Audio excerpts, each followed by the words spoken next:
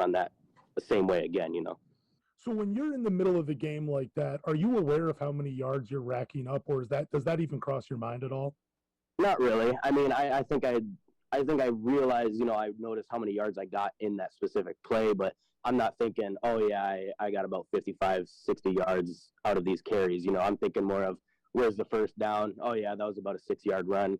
Next yard, I need to get about 4 more yards. So that's usually what I think when I go through my mind or what I'm thinking about, you know. All right, Blaine, I want to ask you, and I need you to rank these three plays. We talked about a little bit before we got into this interview. They happened the past 3 weeks. You got your hand in on all of these. I thought they were probably your three biggest plays all season. Number one happened against Portage Northern. I call it buying the quarterback time. You had two blocks on two different linebackers. I'm sure Coach showed you the film on that. Great play by you. You had a punt block that was returned for a touchdown against Grand Ledge. And then against Lakeview, you had a 33-yard touchdown run. In what order do those plays go in for you? Well, I think I'd have to rank, since blocking is so underlooked, you know, it's something that people don't really realize is such a, I don't think, you know, it's not in the light a lot. I think I'd have to go with number one for the blocking. You know, blocking's difficult. I give the linemen credit for what they do. So, you know, doing that kind of thing, being able to do something like that, I think is pretty cool. Number two, I'd probably go for the punt block. I think the punt block was, you know, that changed the momentum in that game. That just completely changed the momentum for how it went. You know, it went, you know, I don't remember what the score was, but I just remember it completely changed the momentum for that game.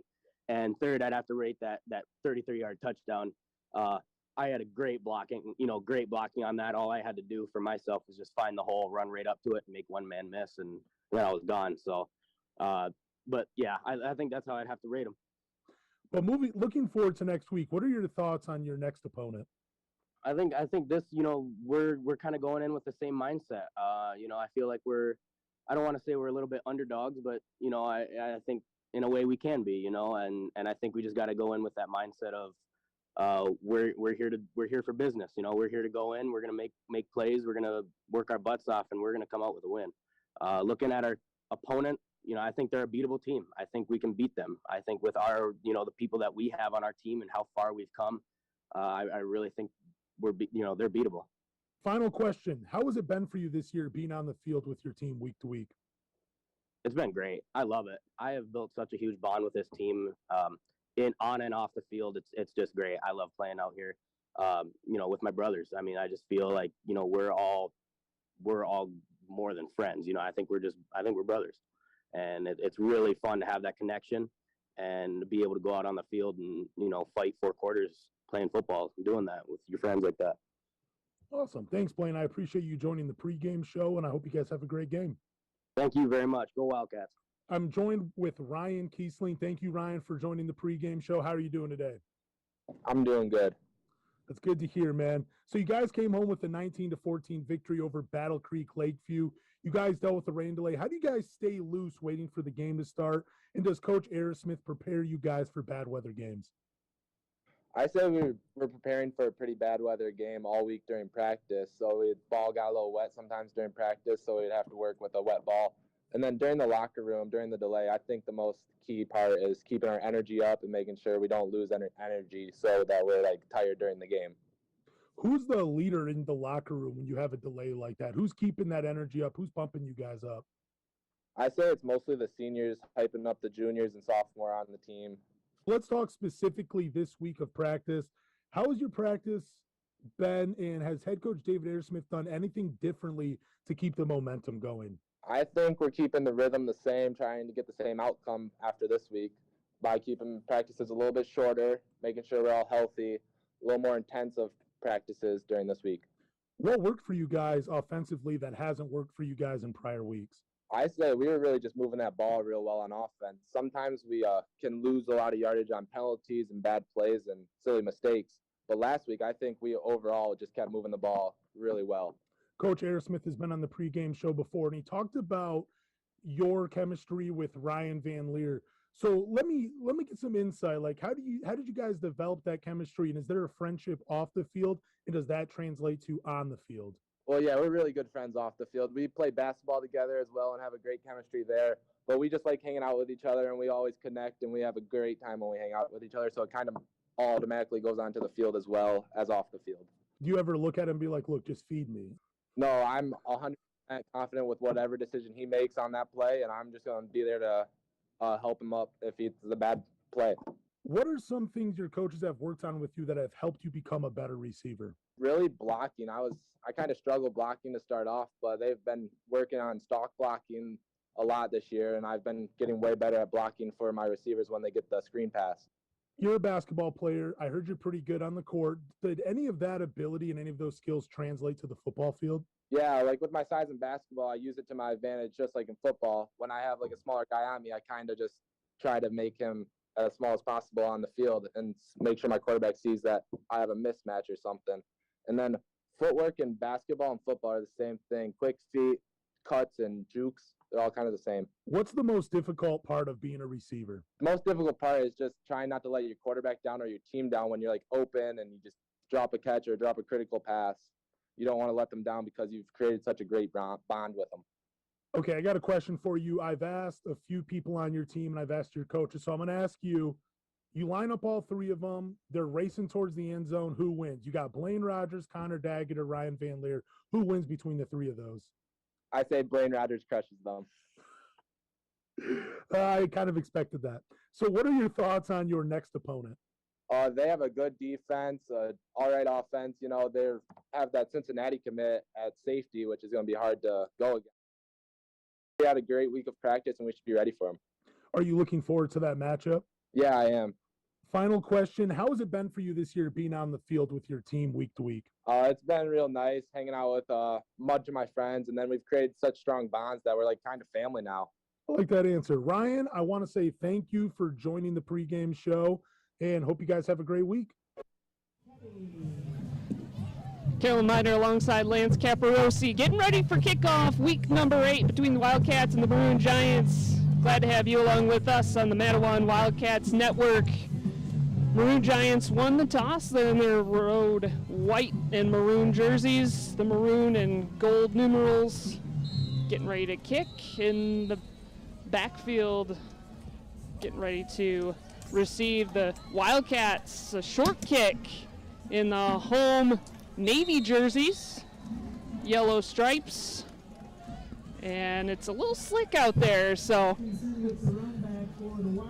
little short run back just over the 30-yard line. The Wildcats moving left to right across the Mattawan Wildcats network, and upcoming Ryan Van Leer, Blaine Rogers and crew will start this game on offense. This is 2 weeks where it's been bad weather. The good thing is the lights are on. No difficulty there, so. The lights are on. The rain has tapered off for the most part. And everybody out here getting a grip on what the field's going to feel like. In the shotgun, the first play from scrimmage. Blaine Rogers right back to the line of scrimmage. CJ Frank leading the tackling that time for Kalamazoo Central. For Blaine Rogers last week, and you talked to him in the pregame chat. Our thanks to him and Ryan Kiesling for taking some time this week with Lance. Just all kinds of momentum coming into this one from the Battle Creek Lakeview win, and Blaine Rogers was the feature. They pitch out to him. The ball's on the ground, and Maroon Giants say they have it, and they do. So the first casualty of this weather by way of a fumble recovered by the Maroon Giants, and Kalamazoo Central going to take over with some prime field position just underway. 11:17 to go, opening quarter. They'll have it on the Mattawan 29-yard line. Yeah, we saw a lot of that pitch last week against Lakeview, and it was working pretty well. Kalamazoo, they're pretty fast, and they're pretty big, and they get to the ball real quickly. So we'll see how that continues, see if they change it up a little bit. But, yeah, that pitch, bad look early on for Mattawan. Not in the playbook for David Aerosmith. Trevon Ferris with the first play from scrimmage gets it out to Rico Smith-Shepard. Senior to senior connection is good for about 8. And they'll take it down to about the 20, 2-yard line. 2nd down and 2 upcoming for the Maroon Giants.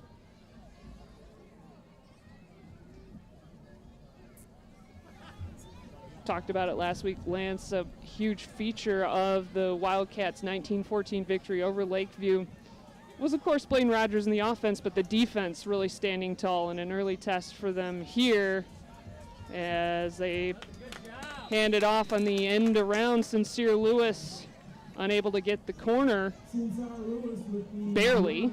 He did stretch forward, though, and did get first down yardage, but good contain. That could have potentially been more yardage if he got the corner. Yeah, last week against Lakeview, a very strong running team. Mattawan got great push up front. We were talking about that all game. Lakeview, they were able to, get a few yards, but defensively, they got a great push. I expect the same thing this week against Kalamazoo Central. Ferris under center. They hand off, and good contain again by the Mattawan defense. Andre Tarver that time brought down right at the line of scrimmage. And it's got to be hard for the defense. You got your offense out there first. Not that they're slacking off by any stretch of the imagination, but you're not expecting to be out there on the 3rd play of the football game, 9:39 to go in the opening quarter. So you just kind of quickly have to shift your mindset, and it seems like the defense settling in. Especially after last week, the way they handled the ball and ran the ball. No turnovers. Yeah, you're absolutely right. They probably weren't expected to be on the field this early. Single back. And they'll give it to Tarver again, and he's working around the corner. Tarver over the 20 near the 15, so he got the corner to the near side that time and goes from a 2nd down and 11 to a more manageable 3rd down. Give them 3rd down and 7. Down to the Wildcats 15-yard line. I'm not sure about the leg of Austin Douglas, listed as their kicker on the roster, but inside the red zone, potentially on a Mattawan stop here, potentially looking at 3 points. But you talk to Blaine Rogers, and he's pretty hungry for, another special teams play. Right, he was on display all the time last week. They delay the handoff. Ferris fakes it. He's rolling out, skips a tackler, and is pushed out of bounds before he reaches first down yardage. So that will bring up a 4th down for the Maroon Giants. And we just said his name, Blaine Rogers, right there to push him out of bounds. So far early on, the tackling for Mattawan has not been there like it's been there for the prior weeks. Like normally they're very sound fundamentally. They wrap up, take him down. Looks like they're just not going back to the basics and the fundamentals of tackling. Looks like they're going low, aiming for the legs a little bit. This is Kalamazoo Central. They're a very fast team, but I want to see them get back to wrapping these guys up and bringing them down. Travion Ferris and the Maroon Giants stay on the field. 4th and 3. Fake the handoff in the I formation, giving chase is the defense, and that pass is well short of the intended target. So the defense stands tall for Mattawan after their offense fumbles on the 2nd play from scrimmage, and that's an alternative way to build momentum. Although the offense lost the football, defense says, don't worry, we got you covered, and they've got the ball back. And this defense has been good the last 2 weeks. 2 weeks ago, they were playing against Grand Ledge. You had pointed out they were averaging close to 40 points a game. They were held to 15. Last week against Lakeview, a team that was going into the game averaging 26, held to 14. I'm not sure what Kalamazoo Central averages, but this defense for Mattawan, they are stifling and they are containing. They're doing a really great job early in the game. So the defense getting a hold now, giving chase is the Maroon Giant defense on Ryan Van Leer. He's dropped in the end zone, but let the ball go safely. Another thing from last week, I pointed out how good the defensive line, the push they were getting, how they were able to make plays and put pressure on Lakeview's offense. Last week, offensively for Mattawan, the offensive line held up and they bought Ryan Van Leer some time. Hopefully they can continue that into this game. Incomplete pass brings up 2nd down and 10, 8:54 to go. Scoreless first quarter. Van Leer sizes up, goes out and gets it complete out to the 20. Van Leer to Kiesling, the connection. And Ryan Kiesling with a Sports Center type catch. So from a 2nd and 10 to a 3rd and 1, Lance talked to Ryan Kiesling about the chemistry, and that on full display there. He outstretched hands for Kiesling. He said, I got you. I'm going to haul this one in. And he did so. Now 3rd down and 1 for the Wildcats. And they stack the backfield. Under center is Van Leer. Hand it to Rogers. He pushes forward. And that's going to be good for a Wildcats 1st down. I want to go back to that completion right there from Ryan Van Leer and Ryan Kiesling. What I loved, and this is something we were talking to Coach about a couple weeks ago, getting Ryan, the quarterback, to throw to spots on the field. And that completion right there was all trust. He led them like he was leading them to the basket on a fast break, which is, they do that on the basketball court as well. So we're going to see them team up on the hardwood as well. Looking forward to that for basketball season. On 1st down, Blaine Rogers carving up the defense across the 35 to the 40. Another Wildcats 1st down. Just seeing every little hole and making something out of a lot of small areas. He made those areas a lot bigger. Carved a couple of times through that interior line for Kalamazoo Central. And up to the 40-yard line before he was brought down. 1st down for Mattawan. And you hate to see a talent like Connor Dagan not being able to play in this game, but it's a benefit to a running back like Blaine Rogers. On 1st down, ran into a wall that time of Maroon Giants and dragged down for a short loss. 7:05 to go, opening quarter. We're scoreless. A Mattawan fumble and a Kalamazoo Central turnover on downs. 2nd offensive possession for the Wildcats. And we're getting the Blaine Rogers engines warmed up here. Started around the 20-yard line. And we're at the 38-yard line of Mattawan. Scrambling is Van Leer to the sideline. He's going to do it with his feet. And he's across the original line of scrimmage. Gains about 4 yards that time. Brought down by Bogan for Kalamazoo Central. 3rd down and 8 upcoming for the Wildcats. This is manageable. We've seen it last week. These 3rd and longs, they've been able to, they were able to get some 1st downs in these situations. Especially if Van Leer can get some time to get a pass off, and he was staying in the pocket. Now he scrambles far side. He's eyeing the sticks. He gets it with his feet. Van Leer with the 1st down, out of bounds. And that's one of those plays where he kind of did his checkdowns, and he didn't instantly scramble, but it was more of a controlled, like, okay, he did his checkdowns, he saw the space, he hit the space, and he got the 1st down. No, absolutely, and that's what he's able to do.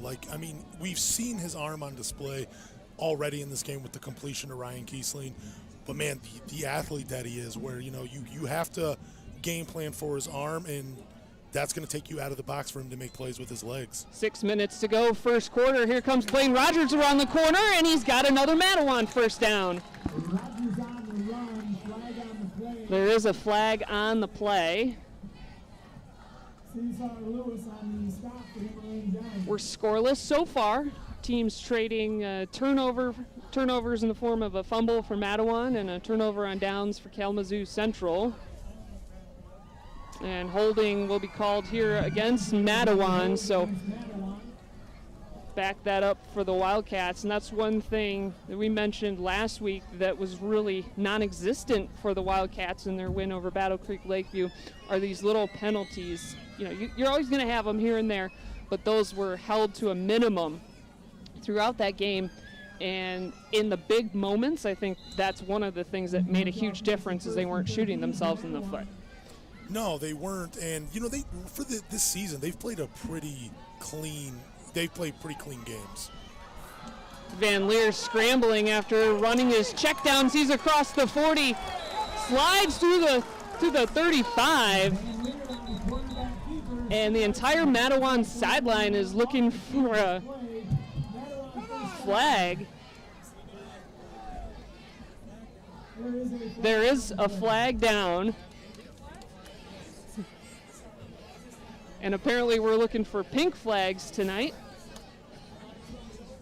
It is October, so full force of breast cancer awareness and such. And holding again whistled on Mattawan. Was maybe looking for a late hit out of bounds, but to no avail for the Wildcats faithful. All right, so 2 holding calls against Mattawan. We'll reset here. 5:37 to go, opening quarter. We're scoreless. Blaine Rogers' machine warming up for Mattawan. A couple of holding penalties here in the last couple of plays from scrimmage for the Wildcats. And this is where it's important for David Aerosmith to kind of reset his entire offense to say, all right, forget about those. Yeah, Blaine Rogers did something, or, Ryan Van Leer got a first down, but we got to erase the penalties out of our mind and just move forward. And just remind them, too, like, look, even though the penalties brought us back, we've already done it. We're capable of putting yards up and moving on this team. Forget about, the Cincinnati commit. Forget that he's out there. It doesn't matter. We can still make plays against them. And that's what they're doing. And, even though the penalties there are a setback, you got to feel confident with the way you're moving the ball against this team. Sincere Lewis, the Cincinnati commit for first-year head coach Mike Stanger's squad. And a lot of hopes for this new scheme under Mike Stanger. 2-5 coming into tonight's contest. They got a win last week over Battle Creek Central, 33-31 that final. And you asked the question about the scoring averages for Kalamazoo Central, averaging 19 points per game, and for Mattawan, through the 6 games that they played, 13 points per game, their average. But we've seen them put up, 20-plus points against some good squads here. They were looking for some points on 1st and 11. Van Leer lets that fly over the heads of the defense and his intended target, Ryan Kiesling. I think he took my advice to talk to his quarterback, like, look, just look for me. I got the hands. You had to ask the question, Kiesling, do you just tell him to feed me? And, he respectfully, that's what this team is all about. They're about each other, and that's what I really liked about talking with them, getting their perspectives. And you really can tell that Aerosmith and his coaching staff, their message week to week is really ingrained in these kids. Van Leer pitches out far side to Rogers, looking for room across midfield. And he moves forward for about 4. Rommel Frank in on the tackling for Kalamazoo Central. And after the penalties and a couple of yards from scrimmage, that we land on a 3rd and 16, which, if Ryan Van Leer can get some time to get his targets downfield, this could get chunked off. Van Leer looks downfield, looks for his man down the sideline. It's tipped and incomplete, out of bounds. Looking for Burkati down the sideline, unable to connect with him, and 4th down for the Wildcats. And down the Mattawan sideline, Drew Atkinson was open because the guy that was on him slipped, and he was open. There was a bunch of green in front of him, but unfortunately the offensive line couldn't hold up to buy him more time where he could scan. He just had to kind of force the ball in there. But, there's going to be more plays, and there's going to be, there's going to be more for him to do. Teams still kind of warming up on each other. Clean punt takes a Mattawan bounce inside the 15 with 4:43 to go, opening quarter. We remain scoreless, and the Maroon Giants will take over 1st down and 10 from their own 14-yard line. Defense, we got an early look at them after the Mattawan fumble, and they passed their opening test of this game against the Maroon Giants.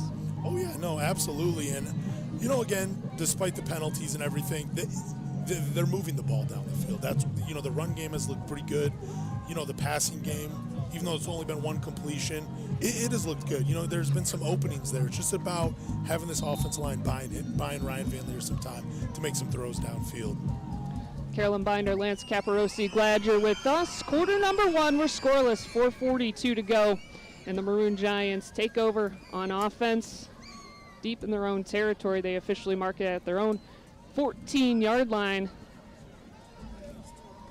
Pitch out goes to Tarver, and he's met right at the corner before he can turn upfield and drag backwards. Again, we're seeing it from the defense. It's not, they're all swarming. They're carrying whatever that momentum from last week into this week defensively. This is the 19th meeting between the two teams. Mattawan owns a 13-5 edge in the overall season series. A couple of years ago, a barn burner here between these two, 31-30, that final. The closest matchup in this history. They'll hand it off, sliding through the defense up to the 25-yard line. Tarver again.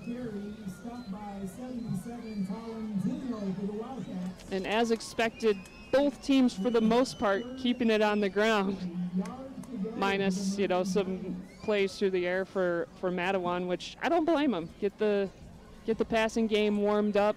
The rain has stopped for the most part. The ball's still wet because the ground is still obviously wet and will be for most likely the remainder of this game. And Maroon Giants keeping it on the ground, charging through the secondary, off to the races into Mattawan territory. Huge run from the line of scrimmage from Sincere Lewis. And that's what he can do. I didn't even know he played offense for this team. I've just been looking for him defensively because, I'm not going to lie, I really love safety play in football. I think it's one of the best positions in the sport. And that's what I was looking for. I did not know he played offensively. He plays at a different speed, though. That's really interesting. It's fun when this job is fun.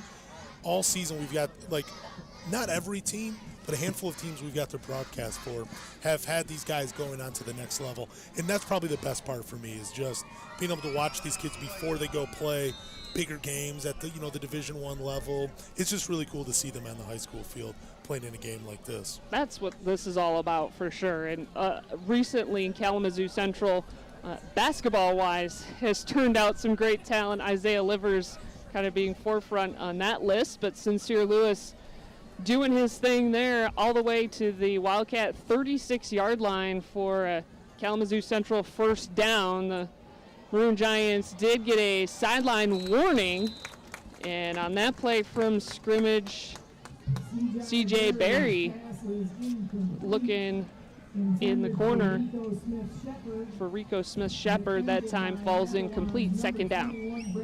And I think that's the key to this game is, put Kalamazoo Central in a position where they have to air the ball out. They have good athletes, don't get me wrong, but their ground game is so much better than their passing attack. Incomplete pass brings up second down and 10, 2:42 to go. We're scoreless. Split the backs behind the quarterback. They hand off to Tarver. He slips a tackle over the 35-yard line. Brought down near the 31. So gain of 5 on second down. Marucci and Rogers on the stop for Mattawan. They called Marucci and Rogers, so those two, and we called their name a lot last week. And Blaine kind of got into that with you in the pregame chat about how he likes playing linebacker, and because he can see the holes and he remembers, and he's got kind of both sides and both perspectives, which is interesting. They fake the handoff on the split, and almost an acrobatic pass, falling out of bounds, looking for Tarver that time. Incomplete pass brings up fourth down. The thing I like about Blaine defensively at that linebacker spot, he just has so much energy. It seems like, and I know it's not really the case, but it seems like he has his hand on every defensive stop they have. And I know that's not the case, but I'm just trying to paint a picture of he is all over the field at all times. Like, he starts on one side. He doesn't give up on plays. Like, he just continues to sprint after the ball. And that is one thing that I really enjoy about watching him play football. Just the energy he brings defensively night in and night out. We'll keep the offense on the field in the shotgun, sling it up over the heads of the offensive player into double traffic, double coverage, and that was a dangerous pass attempt by C.J. Berry. Luckily for them, the pass fell incomplete. Luckily for us, turnover on downs. Ball goes back to Mattawan with under 2 to work in the first quarter. And we talked about this for a few weeks now, how good Mattawan's defense is at, getting turnovers. Last week, I believe it was 3 fumble recoveries they had. That could have been due to the weather, but they were punching at that ball a lot. And I love their defensive backs and their safeties, how they're always getting their hands up to bat a ball down. Ball marked at the 32-yard line of Mattawan. The Wildcats take over 1st and 10, looking for the corner. Getting the corner is Blaine Rogers, and he's easily up across the 40-yard line. Rico Smith-Shepard in on the stop for Kalamazoo Central, but not before Blaine gets about 8, maybe 9 yards. And he talks about that a lot, which is a really valid point from the running back. If he can march off 5 or 6, punch it here and there, just keep setting up 2nd and 3rd down and manageables for his team. Side steps to the far side and across the sticks for Rogers. Doing it himself on this drive so far. 2 Blaine Rogers runs and a 1st down for Mattawan. And I think that's what a back like Rogers needs. He needs the ball a lot to really feel out the defense, where the weakness is on the line, where he can just take that burst that he has and bust through. And it's hard to do when you're doing a running back by committee. So I think even though they would love to have Connor Daggett out on the field with them, I think he's enjoying just being fed the rock. He said just as much in the pregame chat. They'll stack the backfield. This time 3 in the back. Direct snap. That was kind of a fake out, it almost looked like, and pushed him forward. And how about this? They pushed him forward after an initial stop at the line of scrimmage. Give him about 3. And 2nd down and 7 upcoming, so a little wrinkle early in this game for David Aerosmith's offense. Couldn't tell if Van Leer took the snap or if that was technically a direct snap. He's under center here with the stacked backfield. They'll hand it off. This is Rogers. Gets the corner to the 50, and that is where the first quarter is going to end. So back and forth action from Wildcats Stadium. We're scoreless. Wildcats have the football, and we'll be back with the second quarter after this on the Mattawan Wildcats Network. From finding your perfect home to lowering monthly payments or getting cash out, Ron Rogers at Ruoff Mortgage is here to help. As a senior loan officer, Ron has been providing customers with straight talk and sound advice for 27 years at Ruoff Mortgage. He's conveniently located in Niles, but can meet you at any Ruoff Mortgage location around our area. Visit his website, ruoff.com/Ron Rogers, or give him a call today at 269-449-0754. You put a lot of thought into your kitchen and bath, so at Hannibal Kitchen Bath Window and Door, they put a lot of care into making it just right. They've been doing it that way for over 50 years. It's names like Craftmade, the #1 name in cabinetry that provides unmatched quality every step of the way. At Hannibal, they think quality should come standard. It's why they include a host of sought-after features at no extra cost. From traditional to contemporary, from new construction to renovation, trust Craftmade and the experts at Hannibal Kitchen Bath Window and Door, 9th Street off M43, Kalamazoo. We're scoreless heading into quarter number 2 from Wildcat Stadium. Carolyn Binder alongside Lance Caparosi. Glad to have you with us. Week number 8 on the Wildcats Football Network. And it was kind of a back and forth first quarter. Teams still, it feels like adjusting to each other's strengths and weaknesses, Lance. But the Wildcats seem to be clicking into a rhythm here on the legs, mainly of Blaine Rogers.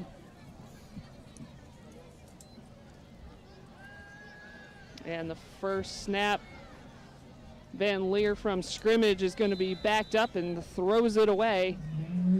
So still leaning on that passing game, despite the momentum that Blaine is starting to kind of pick up by getting fed the rock a bunch. Yeah, and, the passing attack, it looks a little different this week. There's not a lot of time being bought for him from the offense line. I'm not trying to, be too critical of them, but it's definitely a different look when they're throwing the ball this week than it was last week. On 4th and 4, Aris Smith going to bring the punting unit out, but hold on for a flag. And they'll back up Mattawan 5 more yards on the false start. Just underway, quarter number 2. We're scoreless. Drew Marucci on to punt with what was a 4th and 4. Now it'll be a 4th and 9. March him off 5 yards. He's been punting the ball. That might sound funny to a couple people listening, but special teams is so important. And, the past 3 weeks, man, he's been putting the ball in enemy territory. It's great. Getting his defense great field position. Good kick there. Takes kind of a sideways spin and is down at the Kalamazoo Central 32-yard line. Andre Tarver was deep. Didn't quite get to him, but that's also probably a strategy that Marucci was playing very well. So 32-yard line is where Kalamazoo Central will have it. First down and 10. Their first offensive possession of the second quarter. These two teams met last year, and a 27-7 final in favor of the Maroon Giants. A couple years ago, a barn burner between the two, 31-30. That final in favor of Mattawan.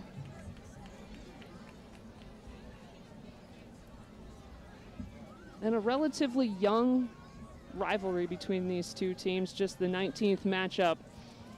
Mattawan owning the 13-5 edge there.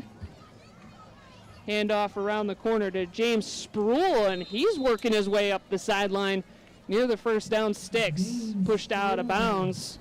And kind of look for that early on. We're calling new names, seems like every down, every snap out of the backfield for Kalamazoo Central. How many games does it take for it to officially be a rivalry? I mean, it's a conference game, so I think in my head I always call those rivalries just because you're in conference, you're 15 whatever minute drive from each other down 94. It's a rivalry. I was thinking like 10 games, that makes it a rivalry. There needs to be a little bad blood though, like not fighting on the field, but just like a little, little talking, to each other, chirping at each other. I'd like to see that. Maroon Giants take a timeout with 11:35 to go in the half. We're scoreless. Maroon Giants driving with the football. James Spruill with the 8-yard run on first down will be second down and 2 out of the timeout. Carolyn Binder alongside Lance Caparosi, and we're glad you're with us for week number 8. The next 2 weeks coming to you from home, from Wildcats Stadium. It's always a fun place to be on a Friday night. Oh, absolutely. I cannot wait for Friday nights. It's not to do anything else but to be here in the press box watching football under the lights. I love this. The community's here. Like, they really showed out again for Mattawan. It's been a fun season, and I'm glad that we get to continue doing this. I'm about a 6-minute drive from the stadium.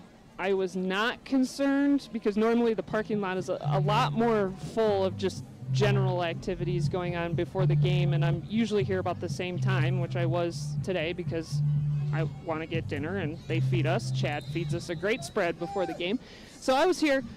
There was almost nobody here, but it was a steady rain. So I'm like, I'm not worried. They're going to come. And Mattawan certainly showed out for this team, and glad to see them out of the timeout. A great stop by the Mattawan defense. All eyes on Tarver. No room to go for him, and that's going to back him up a little bit, maybe a yard. Regardless, it's going to be a third down and a long 2 upcoming for Kalamazoo Central. No, this defense, like we were pointing to, containing there was one big play. There was one so far in the game, but for the most part, they have kept this running game in check. And that's what they were doing last week, and it's carrying over to this week. Clock running under 11 minutes to go in the half. Quarterback under center, going to push it forward himself, and that will be enough for a Kalamazoo Central first down across the 45, officially to the 46-yard line. Quarterback keeper for the Maroon Giants, stopped by Mattawan's number 58, Big James Campbell. Anytime your name is James, there's a 90% chance your nickname is going to be Big Game. James Worthy made that popular, and it still continues to this day. David Aersmith, a big fan of James Campbell, actually voted him probably on the write-in ballot for Homecoming King. Getting the job done there, and a slip behind the line of scrimmage that time on the handoff by Sincere Lewis. And he actually lost the football, but fortunately for him was there right to cover it up.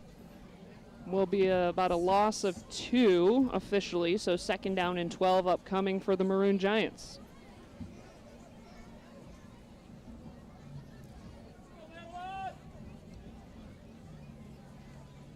The defense lining up almost immediately, I think, for the Maroon Giants. They said, let's take a couple beats here, get ourselves collected. We got some time, using it wisely.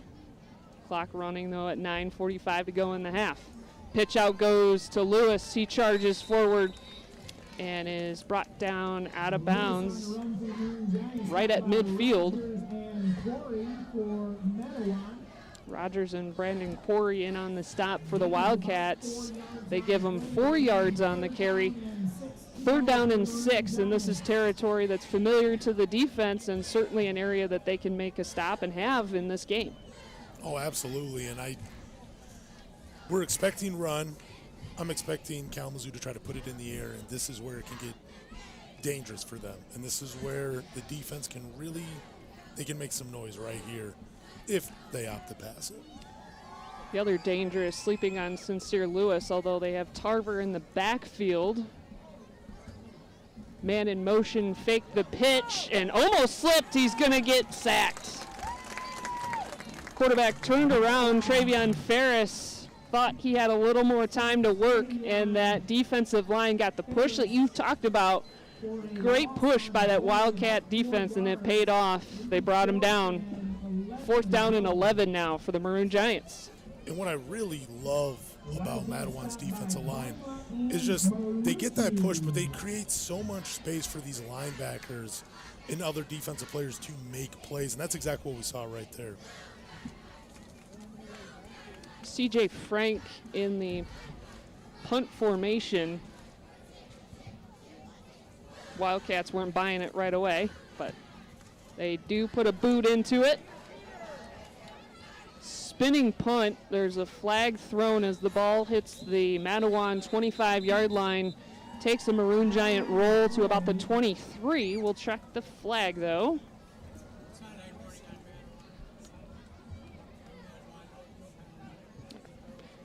And no penalty officially, sideline warning. So a sideline warning issued to each team. Maroon Giants had one in the first quarter. Mattawan receives one there with under 8 to go in the half. Mattawan will take over first down and 10 from their own 23-yard line.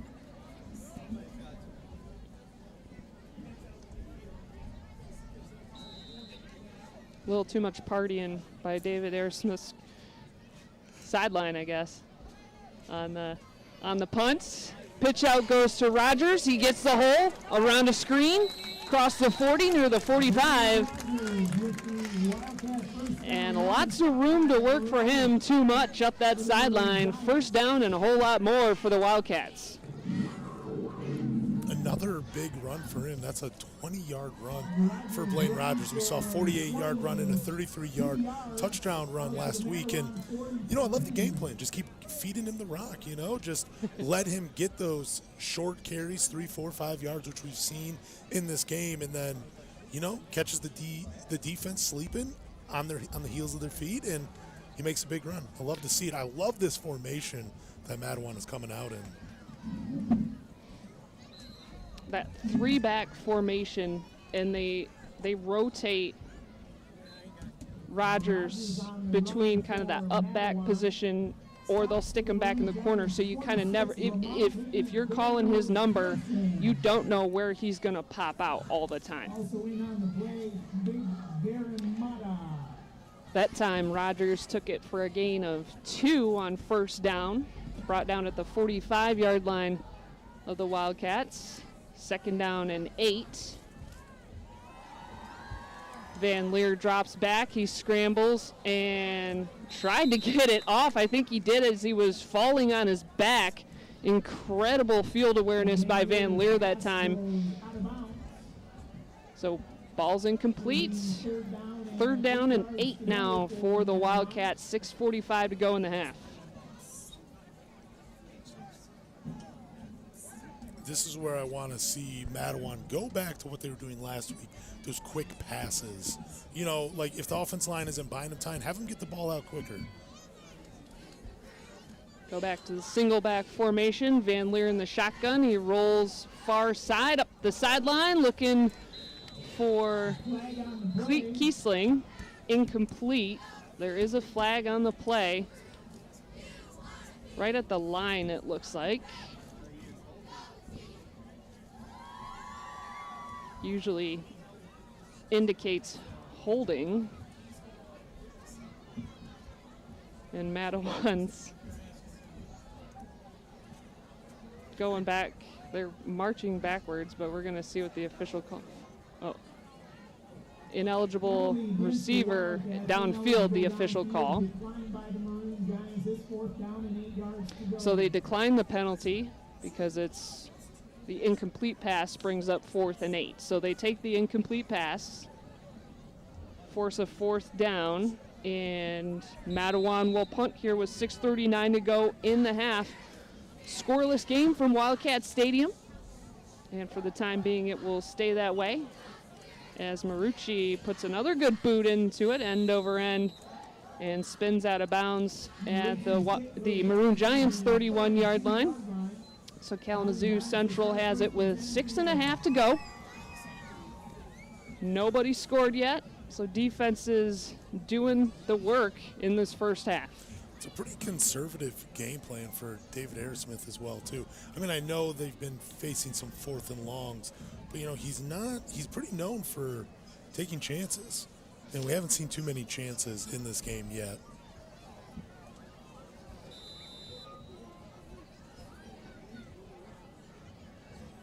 His defense getting the work out, though, in this first half, and they're standing tall. We'll have to do so here as Maroon Giants take back over, and their leading rusher gets the call, Andre Tarver.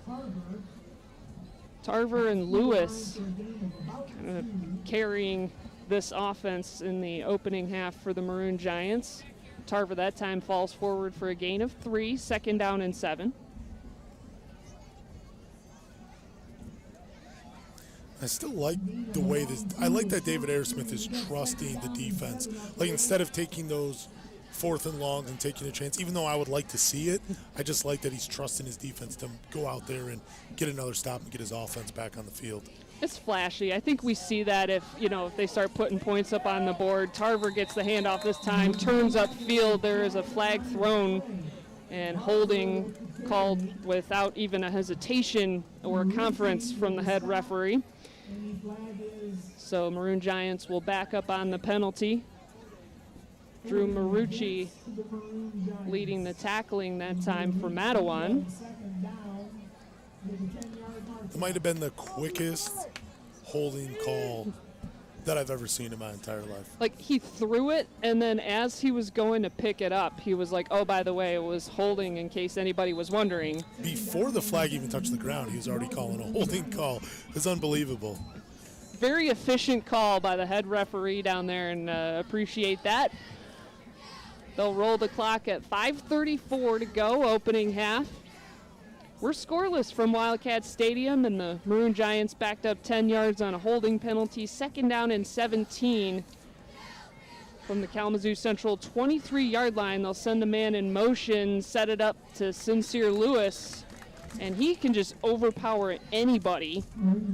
He was wrapped up almost immediately out on a potential turnover with a penalty call. Now we'll just see if Mattawan can take advantage of these penalties. And Yeah, these are some big penalties. It was a 10-yard holding call. That's false start's going to back them up 5.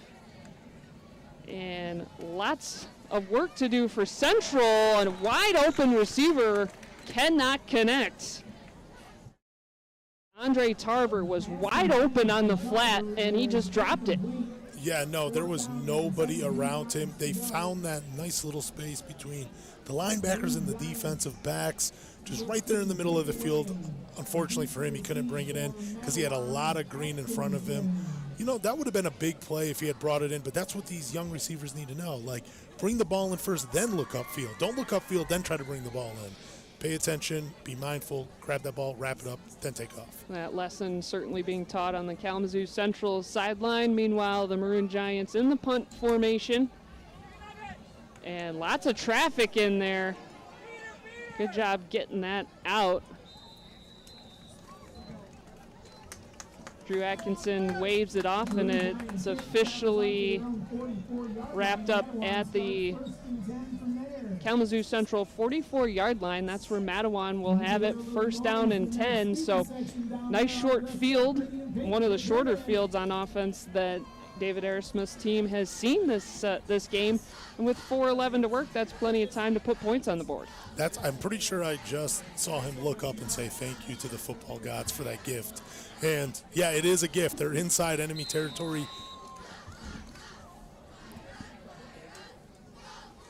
In the shotgun, handoff goes to Rogers. He's got room across the 30 to the 20, the 15, close to the 10-yard line. And Blaine Rogers unleashed that time. Huge first down and more for the Wildcats. And that's going to help the cause getting points on the board with 4 minutes to go in the half.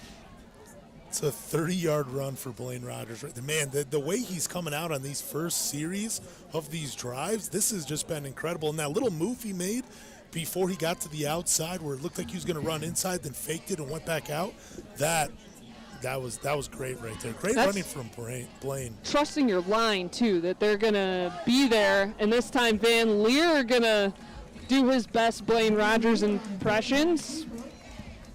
On the quarterback keeper, slicing into the secondary.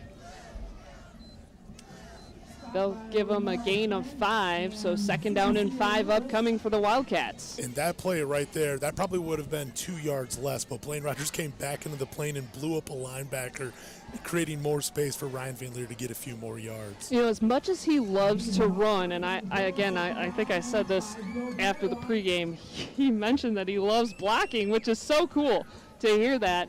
And this time, all eyes on Blaine as he took the handoff, dragged backwards after taking that handoff, and heads up play by Blaine to secure the football.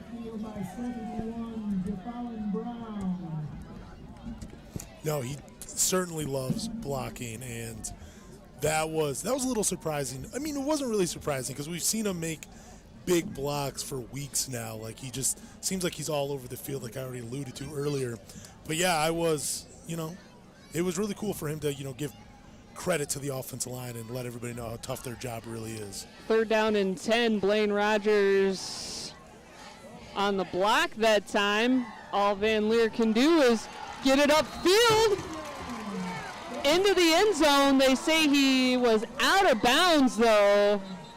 Ryan Kiesling with a Sports Center catch on what appeared to be just what should have been a throwaway for Ryan Van Leer. And again, he trusted his receiver to be there. The referee in the end zone, the sideline judge, indicated he was out of bounds.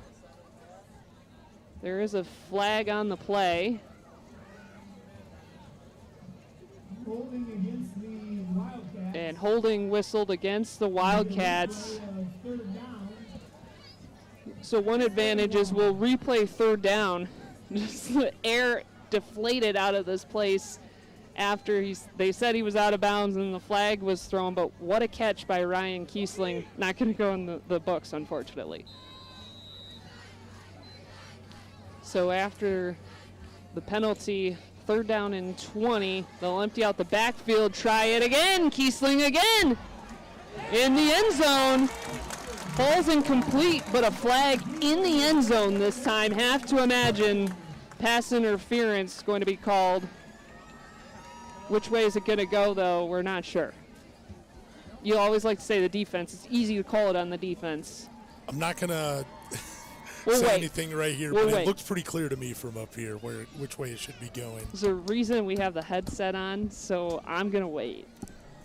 But I like that throw. Like 3 weeks ago against Portage Northern, they had 2 straight completions that ended up getting to the end zone. Similar play right down the sideline. He's very good at putting that – Ryan is very good at putting that ball in a spot where only his receiver can make a play. We've seen that all season long.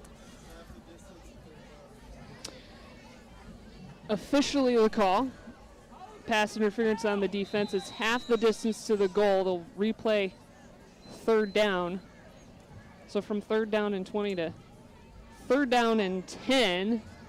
Van Leer takes off with it almost immediately, throws it up.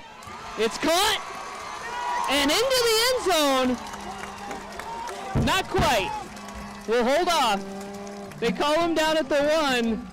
The extra stretch just short, but a 1st down nonetheless for Mattawan.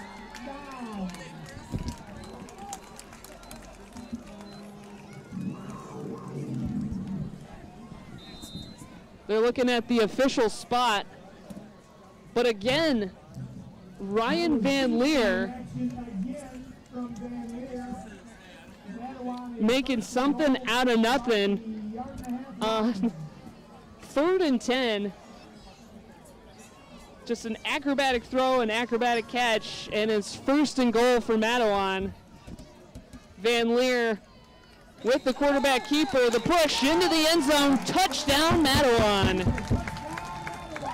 So it starts with his arm, and Van Leer finished it with his legs. Mattawan cracks the scoreboard first with 1:24 to go in the half.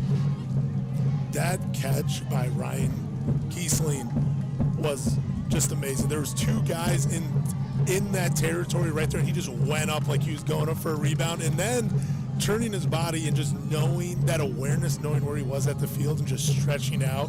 Looked like he got it over the line, but I'm not right there. I got really excited, and then he whistled it down, and Kiesling going to have to make something out of nothing here. He throws it, and a point after attempt goes from 1, turn it to 2. Andrew Marucci on the receiving end of a bullet from Ryan Kiesling on the point after attempt. So the 2-point conversion is good on a bad snap. And how about this? With 1:24 to go in the half, the Wildcats lead Kalamazoo Central 8-0. How many kids can play quarterback on this team? Because we've seen Ryan, Andrew Krikonian early in the season. We saw Connor Daggett throw a touchdown, and then right there, that trick play. But man, he had a great catch on the snap too. I'm pretty sure he just caught it with. Well, yeah, he went up with the left hand, caught it like a snare, and then he had to immediately get up out of his hold position to then make a throw. Because at first I thought maybe he's going to run with it. Nope. Then he stopped and went whoop, bullet to Andrew Marucci. And we're up 8-0 over at Kalamazoo Central. Whew, let's catch our breath a minute on this sequence. That was really exciting. That was a great play. Like, he's rolling right, then he comes back to the left. He evades 2 defenders, and I'm thinking, okay, he's just going to dive in. He has all this room. But then he just, throws a bullet right to Drew Marucci. I didn't even know he was left-handed. I love left-handed quarterbacks. That was a great play by Ryan Kiesling right there. And, we were just talking about David Ayersmith playing a little conservative tonight. That's gone. Yeah. That's gone. A squib kick. Maybe trying to throw a wrinkle into it a little bit. Playing the ground game on that kickoff. Josh Bogan slides in to cover it up for the Maroon Giants with 1:24 to work. Mattawan takes an 8-0 lead over Kalamazoo Central.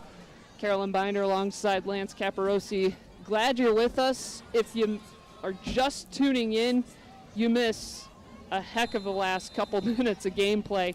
And the Mattawan Wildcat offense has certainly awoken on the legs of Blaine Rogers, but mix in really the field awareness of their quarterback, Ryan Van Leer. Ryan Kiesling waking up and making a huge splash, not only to get them knocked on the goal line, but that 2-point conversion. And we're up 8-0 on Kalamazoo Central. Travion Ferris' first pass from scrimmage falls short, incomplete. 2nd down and 10. I'm just replaying that sequence of offense in my head, not even paying it. Completely forgot that we were actually supposed to be calling the game instead of just reliving that moment. Well, if you missed it, we'll relive it for you in our halftime coverage coming up next. First, we'll check in with this week in the MHSAA. Some new postseasons for the MHSAA going on. And some top soccer teams go down up in the UP. We'll also hand out some game balls. And recap this first half as Sincere Lewis drives it straight up the middle over midfield. And you cannot sleep on Sincere Lewis. No, he's a very good athlete. Like I've already said it. He's committed to Cincinnati. That's where he's going next season. He's a good athlete. He has great breakaway speed, great size for the running back and safety position. He's just a football player. You got to know where he's at, and you got to find a way to contain him, because that's already 2 big runs for him this game, and he's capable of getting much bigger gains. Drew Atkinson on the stop for Mattawan. 1st down and 10 at the Mattawan 49-yard line. A quick pop outside, and then a pop on defense. I think that was Lewis on the receiving end of a huge pop by the Mattawan defensive line as soon as he received that quick out. So no gain on the play, and then Central takes the timeout. 42 seconds to go. They'll have 1 timeout remaining after this. Mattawan leads it 8-0.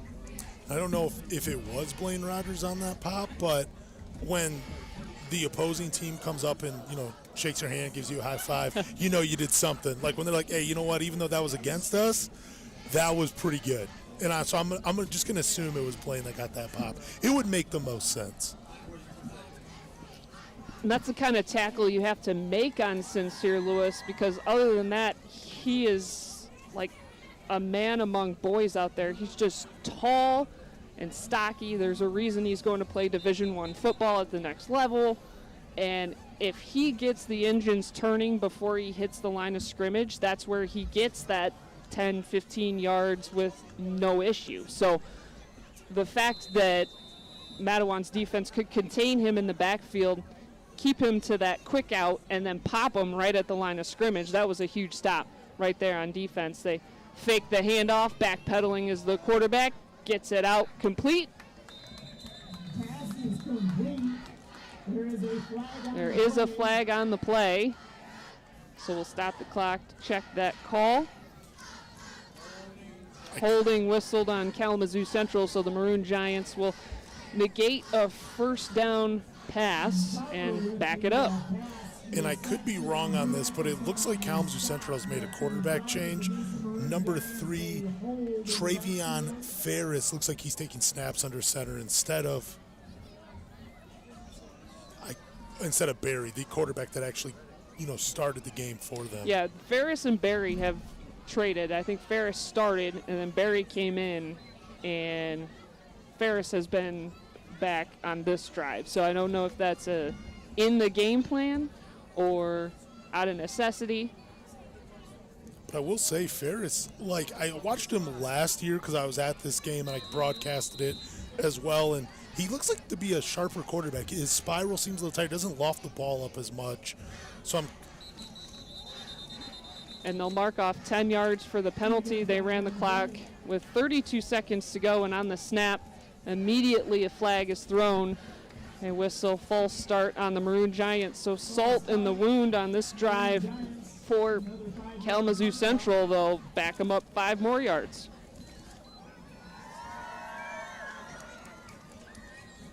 this might be at a point where the coach is like, you know what, there's 26 seconds left in the half. Let's just run the ball and go into the locker room and recoup and try to get it in the second. Kalamazoo Central will get the ball to start half number 2. Mattawan leads the Maroon Giants 8-0. 19 seconds to go. And I think you're right, Lance, playing it conservative there with the handoff a couple of yards up the middle. And I don't think we're going to get back to the line of scrimmage. And just as I say that, clock at 3 seconds, they're lining it up. Clock hits triple zeros, and that is officially the end of the first half. And after one half of play from Wildcat Stadium, Mattawan leads Kalamazoo Central 8-0. We'll have halftime coverage after this timeout. Halftime coming up on the Mattawan Wildcats Network. Here, boys, catch! Ow, stupid broken leg. Dad, I wish I could run around and play. I know, son. Honey, I told you we never should have gotten them a trampoline. No, you didn't. You're the one who wanted to get it. Yeah, for me, not them. For you? Uh-huh. The doctor says I need more cardio. Uh-huh. Well, anyway, thanks to our auto loan refi with Honor Credit Union, at least we can put off any auto payments for 90 days to help with the medical bills. And with 1% cash back up to $300, we can afford all the sympathy ice cream I need. For him. Yes! For him. Woo! What? He can't eat it all by himself. Besides, he needs emotional support. For more information, visit honorcu.com. Subject to credit approval. Limited time offer. Terms and conditions apply. Dad, don't eat all the mint chocolate chips. There's still a little in there for you, son. Honey. Insured by NCUA. Ouch! My ice cream! Health concerns in high school sports go beyond physical injuries. The mental well-being of our young people is a hotter topic than ever before. The Michigan High School Athletic Association website has resources to help adults and students recognize potential problems and deal with them in a positive way. You can learn more about these mental health resources on the Health and Safety page of the MHSAA website. A message from the MHSAA promoting the value and values of educational athletics. The love of the game draws us to sports, as players, coaches, spectators, and officials. For officials, it's a way to stay in the game they once played, to feel the thrill of putting on the uniform, stepping out of the playing surface, hustling to make the call, and building the relationships which could only be built in sports. If you still have that love for the game, we always need new officials. Register now at MHSAA.com. A message from the Michigan High School Athletic Association, promoting the value and values of educational athletics. A new postseason event for the MHSAA and some top-ranked soccer teams go down. It's all next on This Week in High School Sports, powered by Michigan Student Aid, Michigan's go-to resource for student financial aid. I'm John Ross, and welcome to This Week in High School Sports. For the first time in Michigan High School Athletic Association history, there will be postseason events at the junior high or middle school level. Later this month, cross-country regionals will be held at 8 sites across the state for 6th, 7th, and 8th graders. Each of the 8 host sites will conduct a girls' and a boys' race. Teams may enter up to 20 runners in each race, depending on the size of the school. The race will be 2 miles in length, and team championship trophies will be awarded to the top-placing girls' and boys' team at each regional, and the top 20 individual finishers will also receive medals. There are nearly 650 junior high or middle schools in the MHSAA, and this event will not count against the 10 events teams are allowed to compete in during the regular season. Regionals will be hosted by Portage Central and Midland High Schools on October 16th, Marquette High School on October 22nd, Hudson, Macomb Dakota, Carson City Crystal, and Gaylord High Schools on October 23rd, and wrapping up with Grand Rapids Public Schools on October 29th. For more, please visit MHSAA.com. Game balls this week go to the Holland West Ottawa boys tennis team. They won a regional title over Hudsonville and Rockford and qualified for the Division I state finals. West Ottawa was ranked 5th in the state in Division I, Rockford 6th, and Hudsonville 7th. To Grant Mulder, he scored the lone goal in Hudsonville Unity Christian's upset win over Holland Christian in the OK Blue Conference semifinals.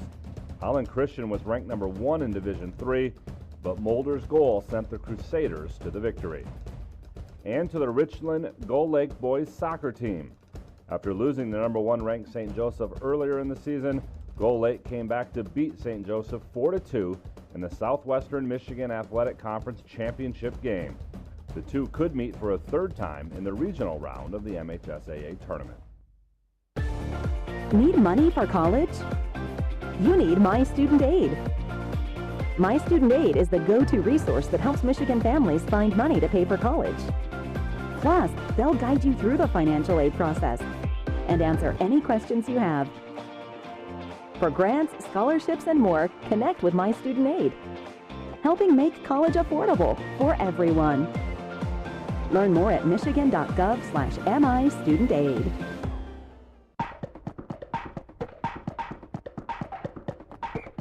Our weekly Be the Referee feature takes a look at the fine art of officiating with the MHSAA's Sam Davis. One of the big differences between high school football and the college or pro game is how pass interference is called. In high school, there is no such thing as an uncatchable pass. If there is illegal contact by the defender while the ball is in the air, that's pass interference, no matter where the ball ultimately ends up. Also, in high school, a defender can face guard as long as no contact is made with the receiver. That is not pass interference, even if the defender does not look back for the ball. Both of those interpretations differ from the college and pro game. Both levels have uncatchable exception, and neither allows for face guarding. Keep that in mind the next time you think you've spotted pass interference at the high school level. Thanks, Sam. You can be a referee. Just go to the MHSAA website now to register. District play in soccer has started. The draw for volleyball will be posted online, and that tournament will start November 1st. And Selection Sunday for football is October 24th. The pairings will be revealed live on Valley Sports Detroit, starting at 5:30 p.m. The 256 qualifying teams for the 11-player tournament will be announced, as well as the 32 teams qualifying for the 8-player tournament. After the live announcement, all brackets will be available on MHSAA.com. The first round of district play will take place October 29th at school sites. You can track each team's playoff points by going to the football page of the MHSAA website. The points rankings update in real time as final scores are entered each week. Going into Week 8, Rockford has the most points in Division 1. On the 8-player side, Adrian Lenawee Christian has the most points in D1. 2 weeks to go, and a lot can happen between now and Selection Sunday.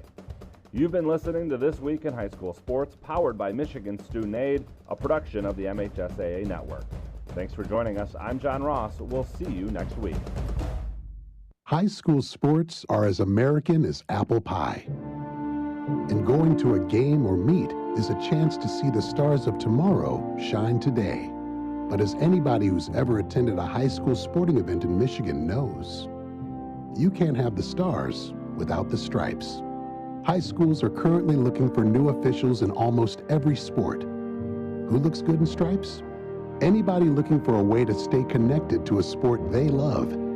If you like the idea of giving back to your community while earning a few extra bucks, chances are you'd look good in stripes too. We want to hear from you. We need to hear from you. No officials means no games. No stripes means no stars. And what kind of America would that be? Michigan needs more high school officials.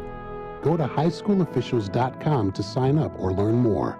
That's highschoolofficials.com. Nearly 2,000 of the state's top student athletes will be recognized for excelling academically and in school activities through the MHSAA's Scholar Athlete Award, underwritten by Farm Bureau Insurance. The applicants will be in the running for a total of 32 $1,000 college scholarships. Application materials are available exclusively online through the MHSAA website. A message from the Michigan High School Athletic Association, promoting the value and values of educational athletics. Hundreds of vehicles. Tapper has them. 3 Paw locations. Tapper has them. Looking for Buick, Chevy, or GMC? Tapper has them. Looking for Ford F-150, Ford Escape Explorer, or the reimagined Bronco? Tapper has them. 3 Paw locations with new and pre-owned vehicles, expert service, and on-the-spot financing. Tapper has them. Tapper Buick, Chevy, and GMC. Tapper Ford, and Tapper Budget Cars off Red Arrow Highway. Get to the Paw Paw exit 60 off I-94. Tapper Automotive, proud sponsor of the Mattawan Wildcats.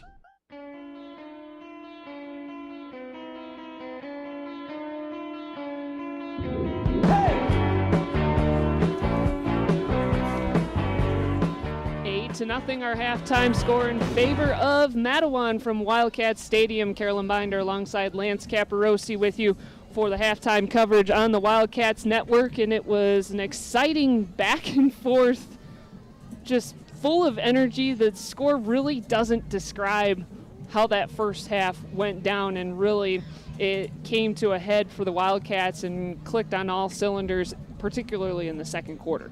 No, the running game, they've been just chipping away at this defense. And then we've had 3 runs from Blaine Rogers. We had a 30, a 20, and a 15 where it looked like you were just going to march it right into the end zone. And those plays right there opened up so much for this offense. It bought Ryan Van Leer some time where he was able to make a couple passes down the field, looking for his favorite target, Ryan Kiesling.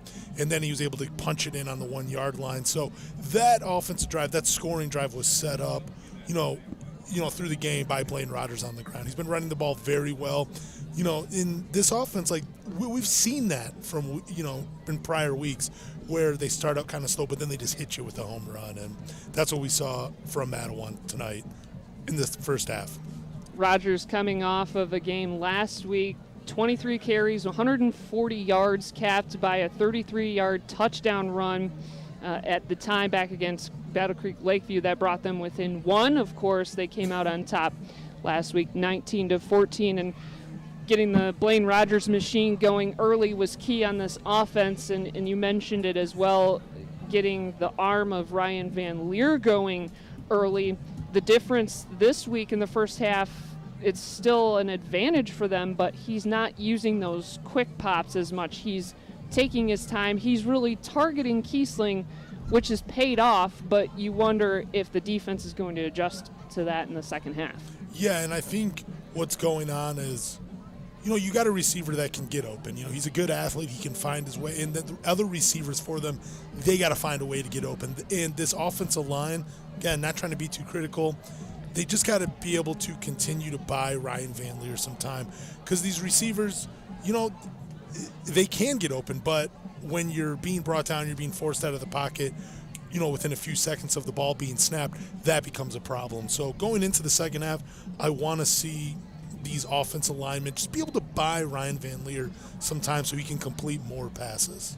For Kalamazoo Central, their first-year head coach Mike Stanger is rotating his quarterbacks. Started with Travion Ferris. We saw C.J. Berry in a junior under center for a couple of plays, and then Travion Ferris kind of took most of the snaps in the second quarter we saw. So that's maybe an interesting storyline to stay on top of. The other thing was they're rotating backs, and I thought they might use that a little more as the first half went along.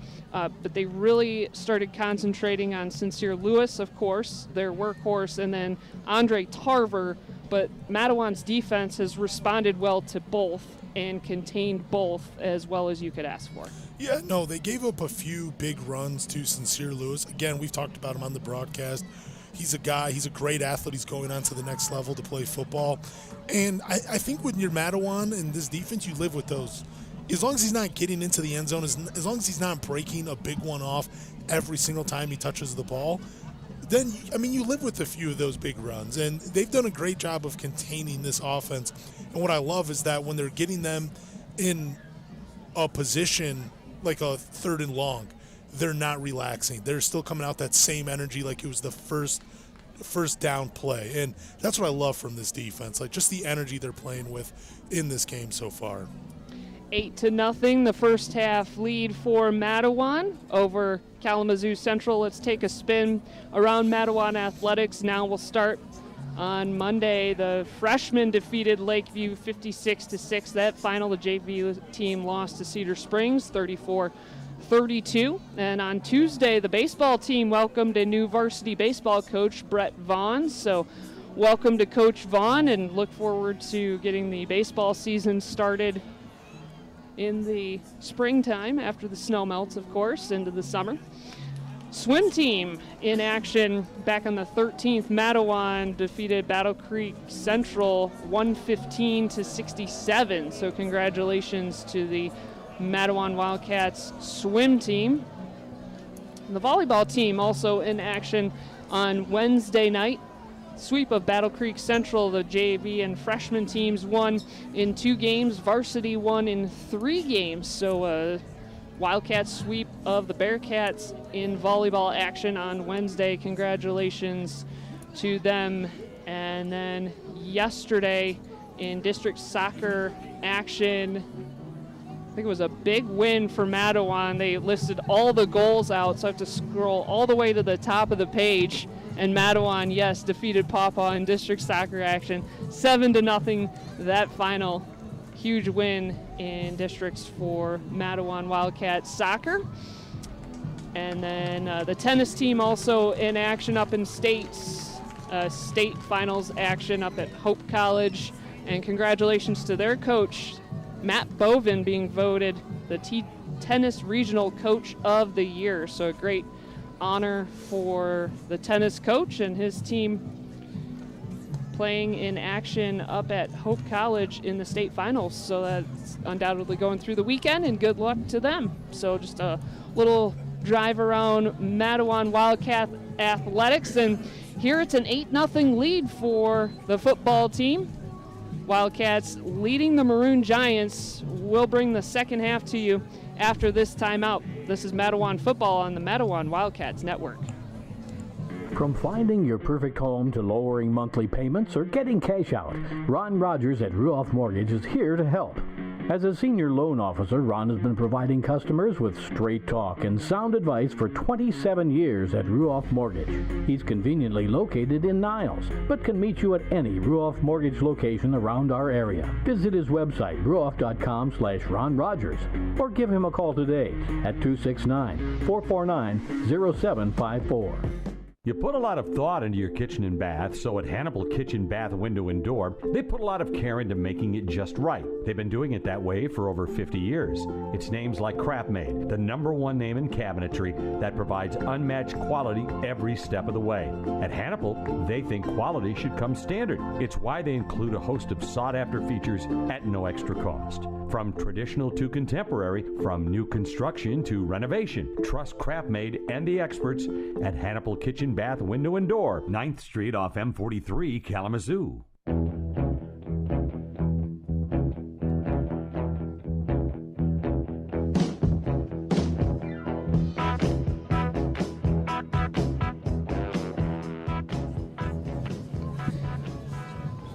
Both teams on the field and wrapping up their halftime warm-ups. 8-0 to score in favor of Mattawan as we head into half number 2. Carolyn Binder alongside Lance Caparosi.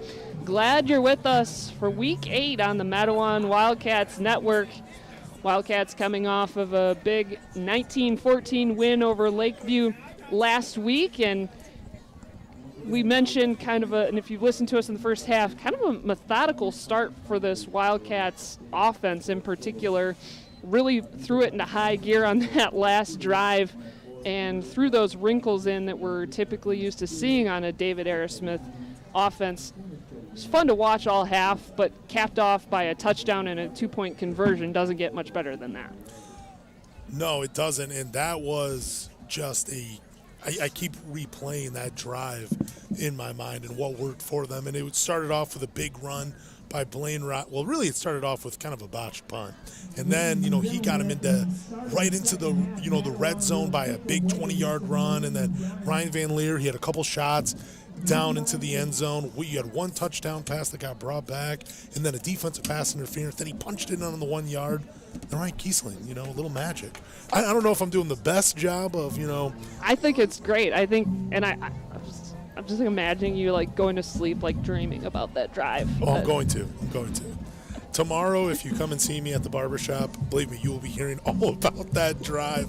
Every one of my clients, I don't care if you like sports or not, I'm talking about that drive. And we're talking about an 8-0 lead for the Wildcats as we get set to kick it off for half number 2. The Wildcats will kick it away, and the Maroon Giants, maybe the silver lining for the Maroon Giants is that they've got the ball to start the half, although that was the case for Mattawan to start the game. They lost it on a fumble, so see a carbon copy of that. Maybe, not so confident, but there's a lot of things that the Maroon Giant offense wants to get moving that have been easier for them to do, I think, ahead of this game today, and that key being Sincere Lewis. He's really been held in check. No, he's been contained outside of a few, a couple big runs that he had. I believe one of them went for over 40. But again, Mattawan caught up and brought him down. But outside of those two big runs he's had, he has been contained. Tarver, the deep man, takes the kick near the 19-yard line, slicing through the defense, and he's going to get good field position for his Maroon Giants all the way up to the 50-yard line. And so maybe that's the key here for Kalamazoo Central is a short field. And right at midfield, that's where Kalamazoo Central will start. I'm expecting this defense to come out and still, playing aggressive, containing, getting after it, and putting these, the Maroon Giants in tough positions to complete some plays.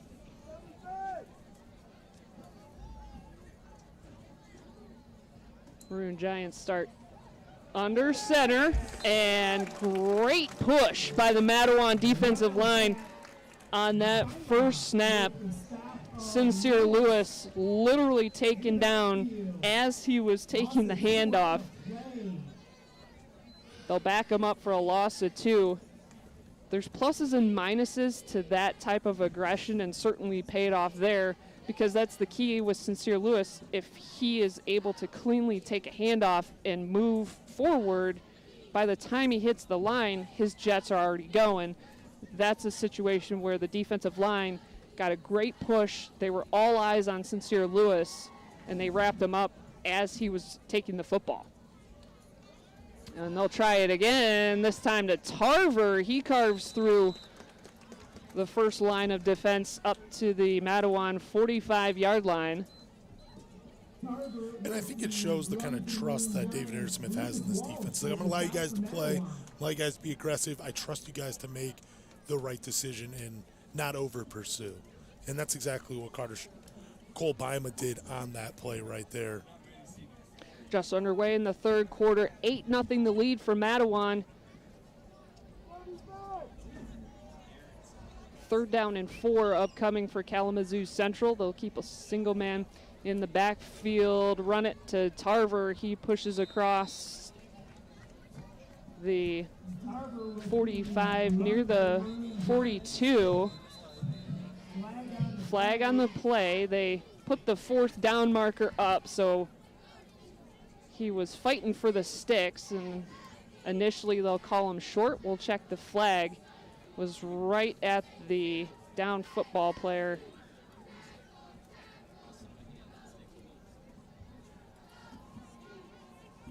And this time there is a conference. It's not as a clear cut as a holding. That play that the head referee, as he's throwing the flag, made the call. Personal foul whistled on Kalamazoo Central. So it was 4th and 1. They're going to accept the penalty. We'll check that on a dead ball. It would stay 4th down. So add it to the yardage and back them up 15 yards. So it went from a 4th and 1 where you're in Mattawan territory back into Kalamazoo Central territory, and a 4th and 16. So first offensive possession falls flat for Kalamazoo Central as they punt it away with 10:02 to go, 3rd quarter, and nearly a slip, and now some green for Mattawan across the 50-yard line. And Drew Atkinson, great field awareness and great athleticism to stay on his feet. It looked like he could have easily slipped down after he caught that punt. Instead, moves it forward almost 20 yards, and Mattawan will have it for their first drive of the half with 9:54 to go, just inside Kalamazoo Central territory at the 49. And he had great blocking up front. He just needed to make one guy miss, and I think you would have taken that to the house. But that's neither here nor there. Offense is back out on the field in that jumbo set. Offense on the field. They'll stack the backfield, handoff to Rogers, and he's met and dropped immediately. So the defense doing some adjusting on that jumbo set. That was really an asset to Mattawan throughout the first half. They'll give them a loss of a yard, 2nd down and 11. 9:27 to go, third quarter. Wildcats lead the Maroon Giants 8-0. Yeah, and this is back-to-back weeks where we've seen Ryan Van Leer under center. They'll stack the backfield again, fake the handoff. Van Leer backpedals, lets it fly for Kiesling, and he's met in the secondary. That ball flies out of bounds, incomplete, 3rd down.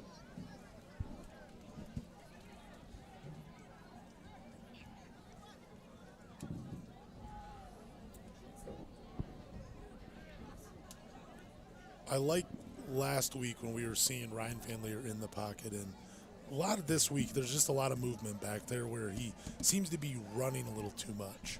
I think a big difference in that is this push the defense is getting on the Mattawan offensive line. This time he drops back in the shotgun, stays in the pocket, fires over the field, over the middle, and a flag thrown as Kiesling got tied up out in the secondary with Travion Ferris.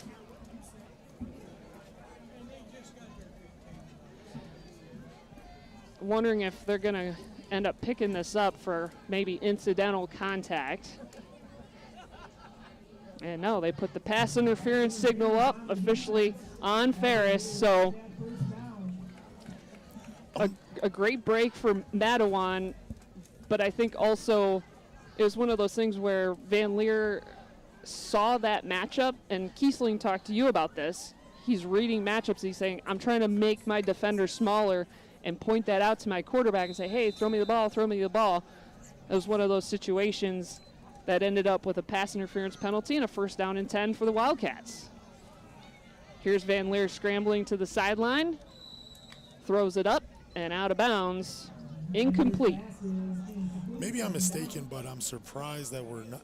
Okay, he is out on the field, because on that last drive, the defensive pass interference, I did not actually see Sincere Lewis out there. And that's a great awareness from the coach and the players to know that, like, hey, this 3-star recruit going to Cincinnati is not on the field. Let's try to air it out and get some yards before he returns.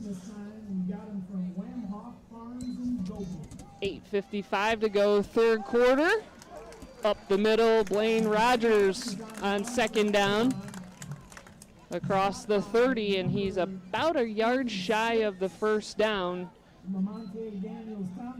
So again, doing the work to make a 2nd down and long turn into a 3rd down and manageable with 8:33 to go in the 3rd. Mattawan driving with the lead, 8-0. The more traditional single back set, delayed pitch to Rogers. He gets the corner, turns upfield, flag on the play. I'm afraid this one's going to be coming back. It seems to be that delayed pitch is where they get themselves in trouble in terms of holding. We'll wait for the official call, but it's typically the call that comes out of this flag, and it is officially a hold on Mattawan. It's that 2 or 3 second beat that it takes for Van Leer to get that pitch out to Rogers. And quite frankly, Blaine doesn't need that help, if you know what I'm saying. Yeah, no, he's very good at getting outside and turning the corner. But also I think some of these, and I'm not just saying it just for this game, but it's something that I've noticed in a lot of the games I've been calling over these past couple of years. But when it is those delayed runs and you got a guy in one-on-one, seems like they can sell those holding calls a little bit more. We'll back it up now. 3rd and 15 on the penalty, and they'll spread the receivers out.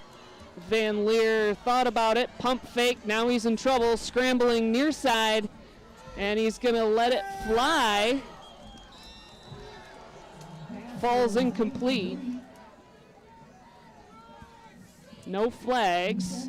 And the first offensive drive for Mattawan falls flat with 7:47 to go in the third quarter. They have an 8-0 lead, but really good opportunity after a great defensive stand to add some points to this lead. You know, and again, they had it. They were marching down the field, and then unfortunately that holding penalty, it's been a drive killer for them a few times in this game. They got to be able to clean that up here.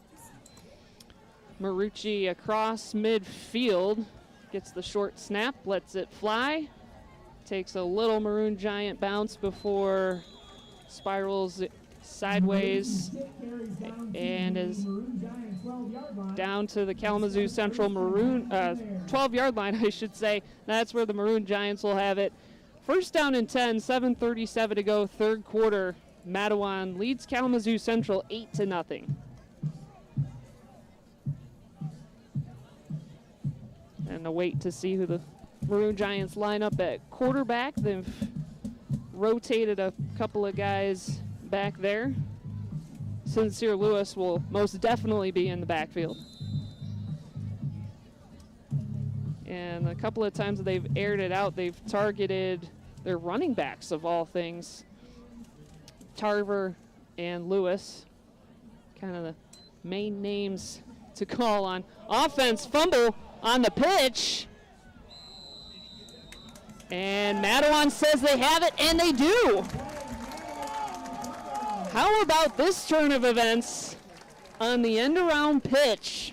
Kind of tried that delayed pitch, and it's really bit both teams that time. For Mattawan, Lucas Walsh, Johnny on the spot after Tarver unable to handle the pitch from his quarterback.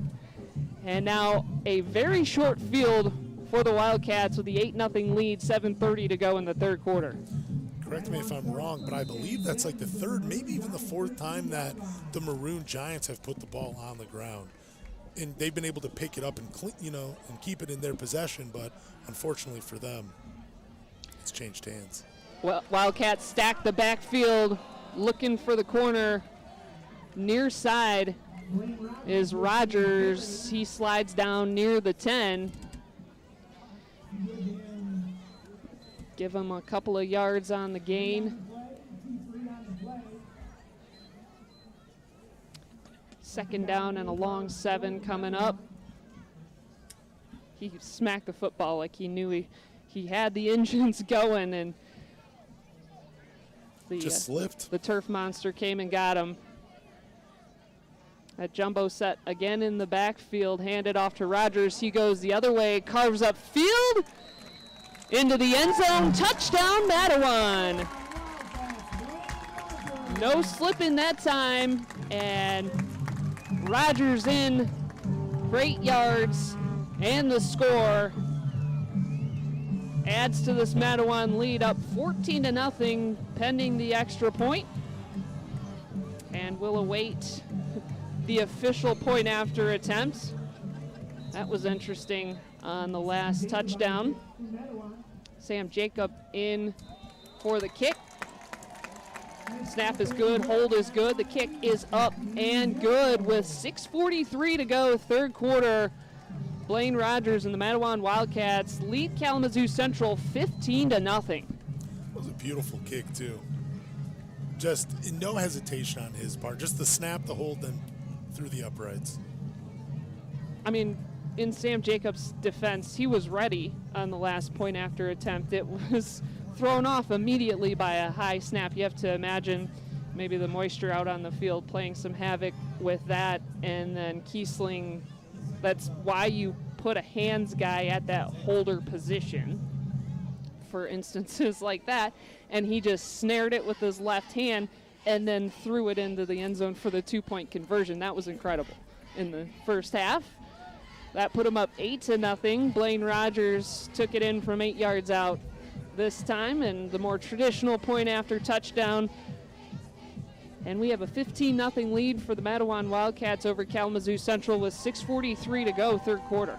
we got to give props to this defense. 3 weeks in a row, they have held their opponent well under their average, and they're doing it again here tonight. I just feel like we've given them credit, but we haven't given them enough credit.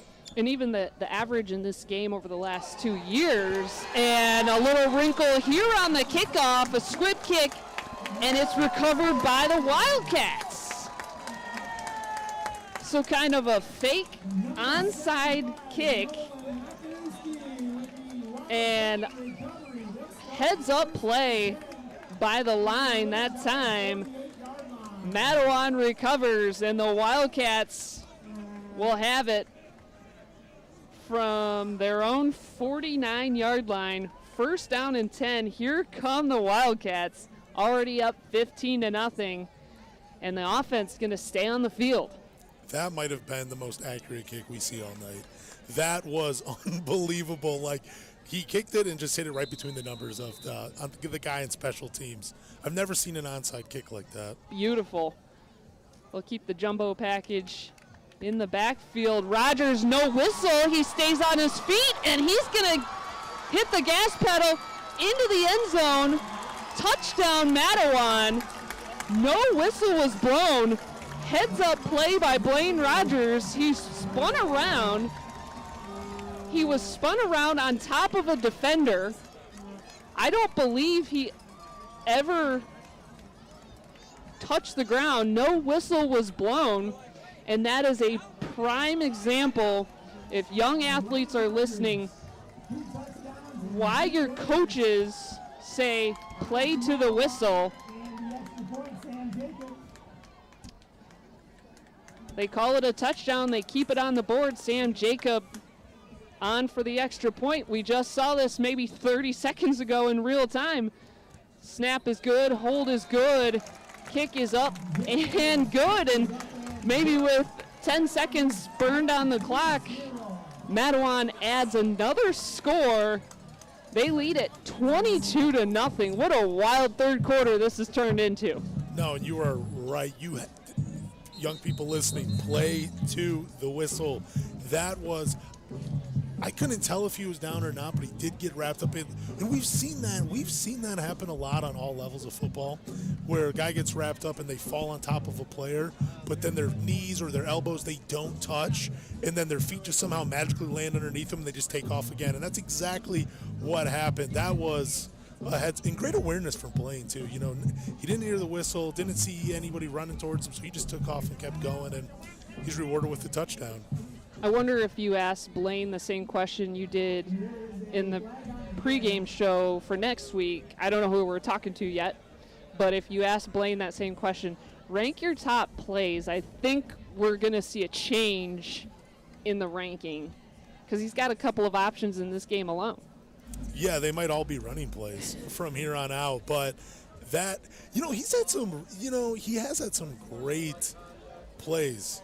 The blocked punt, the two huge blocks, I like to call that, buying the quarterback some time. And then that run right there, yes, it was a 49 touchdown, but the circumstances that are surrounding it. It looked like he was dropped, not for a loss, but dropped right at the line of scrimmage, but no whistle, and he kept going. Tempers flaring on the other sideline. Dead ball personal foul whistled on Kalamazoo Central. So we'll back this up on the kickoff. They're going to march across midfield, and Jacob will line it up and kick off from the Maroon Giant 45-yard line. See if they try that trick play again. Airdsmith must have been listening to you talking about we don't see as many wrinkles in this first half because the trick plays have certainly made an appearance in this third quarter for Mattawan, and it pays off for the Wildcats with 6:27 to go. Third quarter, they lead it 22-0 as Jacob boots it through the end zone for a touchback. Maroon Giants will come back on offense with some work to do, and that's where you start seeing out of teams some desperation, and you have to imagine they're going to lean heavily on number 16, Sincere Lewis. Exactly, and I want to go back to my conversations with Coach Harris Smith. Every time I talk to him, doesn't matter if it's for a pregame interview or not, but I always ask him, so what are the trick plays? Where's that package? He just smiles. That's all he does. He never lets a secret out. He just smiles, and he's tinkering and thinking about what he's going to do each and every game. Yeah, but back to the game itself, I do see them relying a little bit more on Sincere Lewis, and I think we're going to see Kalamazoo Central try to air it out a little bit more, which I think bodes well and is in better favor for Mattawan if they try to air it out. Have not seen a lot of that from the Kalamazoo Central offense thus far. On the other side for Mattawan, mixing in the run and the pass. That's paid off for them here tonight. Lewis runs to the near corner, can't quite get up field. There is a flag on the play as he's brought down. And they'll bring it back, holding on Kalamazoo Central. And again, you were right. It's on one of those delayed runs as well. Just don't know what it is about those plays. It just brings out the worst in offensive linemen. There's so much pressure, though, because you know that the quarterback's coming this way. They still got the football. You still got to open a hole for your running back. There's a lot of stuff going on. So certainly one of the more high-pressure plays for an offensive line. Has got to be hard to coach that patience to not make the hold. And it's also one of those penalties like I was talking about earlier. It's a very easy penalty to sell to the ref. And I'm glad I'm not actually in position to do that because I'm sure I get a holding penalty on every single play. We just talk about it. We have the headset, so that's what we do best. 1st and 16 off the penalty. And scrambling out of trouble is the quarterback, safely out of bounds, C.J. Berry. There's another flag on the play. Clock under 6 to go, third quarter. Kalamazoo Central with the ball. Mattawan with the lead, 22-0.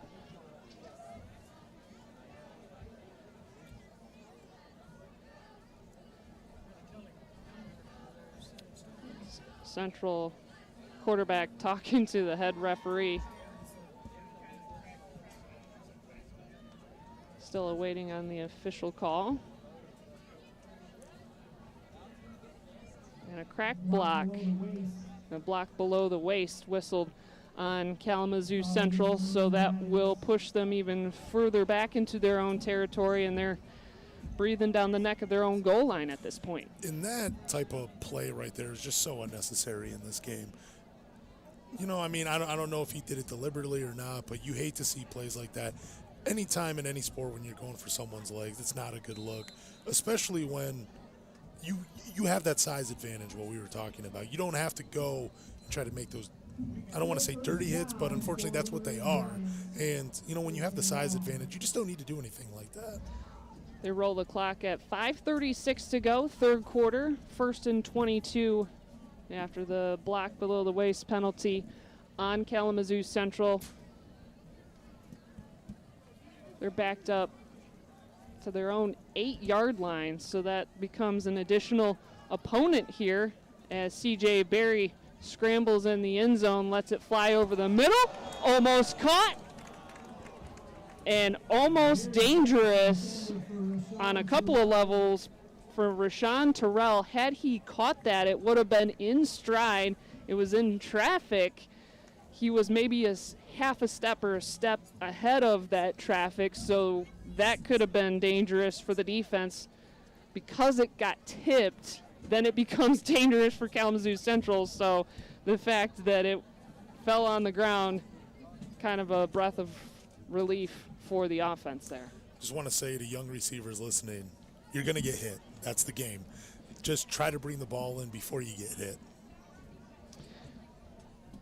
2nd down and 22. Berry with the stacked backfield, handed off up the middle to the 11-yard line.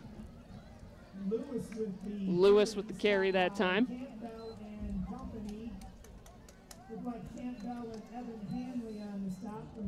Sorry. I was just going to say, great defensive stop by Mattawan right there. I'll stop playing with the mics. 4:43 to go now, third quarter. I gave Lewis 2 yards on that carry, so 3rd down and 20.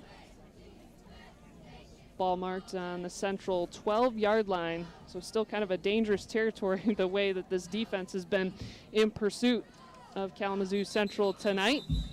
And ahead of the snap, we get movement. Officially false start whistled on Kalamazoo Central, so more penalties really shooting this offense in the foot on many levels. You see the weapons that they have, just unable to utilize them in any type of fashion that's hurting Mattawan tonight. And you can tell the penalties and the miscues and the turnovers have gotten to Kalamazoo Central. They are playing out of their game right now. But I really, I thought for a second when I saw that flag throw, and I thought, oh man, that's going to be encroachment right there. Like, that defender was moving real quick, but I wasn't paying attention to the Maroon Giants offensive line, and it is a false start. 3rd and 25 after the false start penalty, backed way up near the goal line. Get it out, intercepted, into the end zone, touchdown Mattawan. So the defense putting points on the board as this offense continued to back up closer and closer and closer to their own goal line. You had to put that in the back of your head that this defense is going to do something. And they got it done. Lucas Walsh, the hero out there in space. And that was an interception on it. Looked like it was going to be a halfback screen, but the quarterback just lofted it up. And you got to make that, when you're making that throw, you got to throw it in. You don't want to throw a bullet, but you don't want to loft it up. Especially in a team like Mattawan where they have a lot of playmakers on the defense side. We've seen them pick good quarterbacks off. You don't want to loft that ball up. Sam Jacob in for the point after attempt. Kick is good, snap is good, hold is good, kick is up and good. And with 4 minutes to go, Mattawan's defense adds to this lead. Mattawan 29, Kalamazoo Central nothing. And the energy of this team right now, it's hard to differentiate between when they're winning and when they're losing, but right now there's no doubt this team is fired up. David Aerosmith's team clicking on all cylinders, and this is fun to watch. Yeah, and the defense isn't out there doing anything more unique than what we've seen from week to week. It's just they're going out there and they're playing a solid game plan. They're being steady, they're patient, they're not over pursuing. It's been a great look by the defense right here.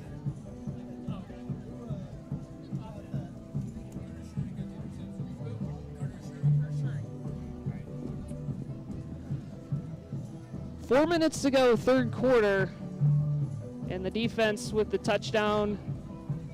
Lucas Walsh with the pressure, Carter Schuring with the touchdown. And you mentioned it, taking advantage of really a floater by C.J. Berry. It's a dangerous pass in that territory, backed up against their own goal line. And the defense applying the pressure adds a touchdown to this lead, and the Wildcats lead the Maroon Giants 29-0. They'll play the squib kick, and I think it was touched by Kalamazoo Central. They'll roll in and cover it up near the 30-yard line. Another dangerous special teams play for the Maroon Giants there, but they will have the ball with under 4 to go in the third quarter. And I know the Maroon Giants are down 29-0 right now, but if the coach, you got to try to light a fire under your guys. That special teams play right there, it kind of just seemed like guys for Kalamazoo were just jogging out there, not really trying to make the ball was live. That was fair game for anybody, and it just seemed like they were just jogging around. New look offensive scheme for the Maroon Giants under first-year head coach Mike Stanger. 2-5 coming into tonight's game, and their offense has met its match in Mattawan's defense here tonight. Sincere Lewis, for the most part, contained, save for a couple of big runs here and there. Tarver that time with the handoff up the middle. Carter Schuring with the stop, so we're starting to call his name a little more tonight. Past 4 weeks, it really started at Portage Northern when we started calling his name. And I think ever since he got that crown on homecoming night, it's just been a different player out on the field. Sincere hesitates, cuts upfield across the 40, and that's a first down for Kalamazoo Central. So Cincinnati commit continues to be a bright spot for this offense. Yet to crack the scoreboard, though, for Kalamazoo Central. Mattawan leads 29-0 with 3:12 to go, third quarter. And, if I'm the Maroon Giants head coach, I just try to, I would design my offense around Sincere Lewis. I would try to get the ball in his hands as often as I can. What starts to become another obstacle, though, is the time. And a quick pitch to Tarver. He charges forward near the 50. That was a situation where the defense was sleeping on Sincere Lewis, and Tarver took advantage of a hole up the mid-right side of that defensive line, and he slid forward to the 50 for a Kalamazoo Central first down. And he's a good runner. He's running hard. Like, even when he gets hit and they're trying to bring him down, his legs are still moving. I like the way he runs and how he's always trying to fall forward for extra yards. Clock rolling at 2:28 to go, third quarter. They fake the handoff to Tarver and go to the back. James Spruill. He carves up the middle over the 45-yard line. They'll get him to the 44. Gain of 6, second down and 4 upcoming for Kalamazoo Central.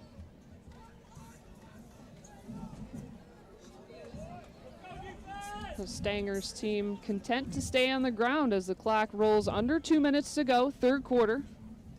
And this is what's been working. Tarver takes the handoff across the 40 and another Maroon Giants first down. So gaining yards, but also burning clock. It's a bold strategy. No, and that's what we've been seeing these past 3 weeks in these games is they usually it's Mattawan fighting against the clock. But now they're in a position where, we'll let you take some of that time off the clock. That just helps us in the end.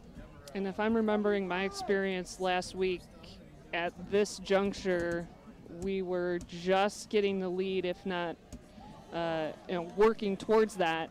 And so there, you felt like this nervous energy, like things were going right, but like when was the shoe going to drop? And it's a really good feeling, to be honest, with 1:28 to go as Lewis takes the carry up the near sideline.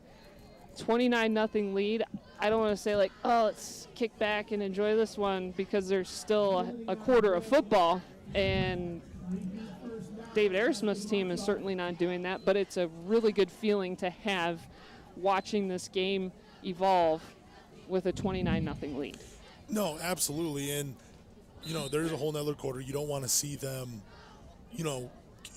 sleeping on defense. You want to see them continue to go out there and make plays, because they do have a really good player in Sincere Lewis right now who can I think he can take over a game at any moment. And I think Coach Aerosmith is reminding them of that, hey, look, we still got another quarter. The 29 lead is nice. It is comfortable, but let's not get too comfortable. Let's stay out there and keep making plays. Holding called on Kalamazoo Central backs them up 10 yards as clock approaches a minute to go, third quarter. And they fake the handoff, trying to bring the quarterback down. He's looking for room and is eventually pushed out of bounds on the far sideline. He should have been down a couple of different times, so credit to Ferris staying on his feet, but eventually brought down for a loss.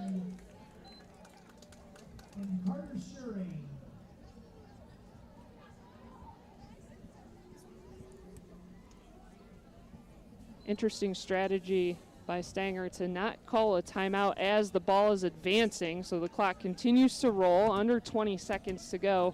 I thought he was out of bounds, and they kept the clock rolling, so clearly he was not taken down out of bounds. And assume the last play from scrimmage here. Lewis up the middle across the 50. As the clock hits triple zeros, that is the end of the third quarter. And after 3 quarters of play from Wildcat Stadium, our score, Mattawan 29, Kalamazoo Central nothing. We'll be back with the final quarter after this timeout on the Mattawan Wildcats Network. Ow! Stupid broken leg. I told you we never should have gotten them a trampoline. You're the one who wanted to get it. Yeah, for me. Anyway, thanks to our auto loan refi with Honor Credit Union, at least we can put off any auto payments for 90 days to help with the medical bills. And with 1% cash back up to $300, we can afford all the sympathy ice cream I need. For you?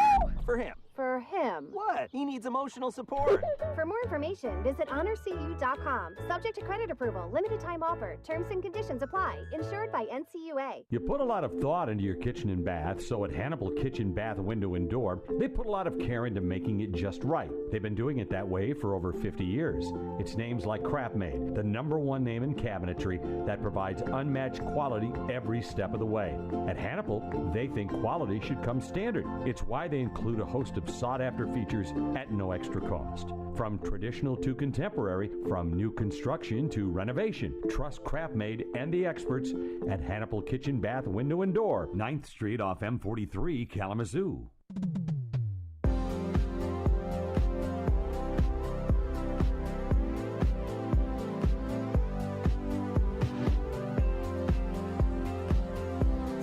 The offense and the defense putting scores on the board for Mattawan in the third quarter, and the Wildcats take a 29-0 lead into the final quarter of play from Wildcat Stadium. Carolyn Binder alongside Lance Caparosi.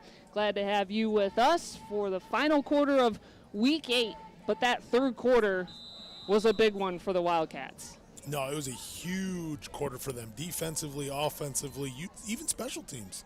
It was great.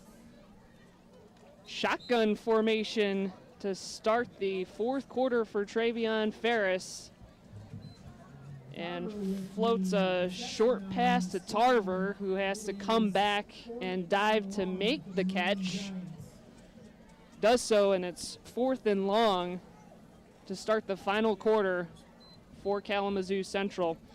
Content to keep it on the ground for the Maroon Giants, and rightfully so with the weapons that they have in the backfield, but tonight the Mattawan defense has come up with all the answers. The offense got clicking pretty early enough to put the foot on the gas pedal, and it's been all Mattawan through this one. They lead it 29-0, and the punt barely going through the end zone. A collision of Maroon Giants there trying to pin the Wildcats deep for their first drive of this final quarter, but they'll bring it out for a touchback.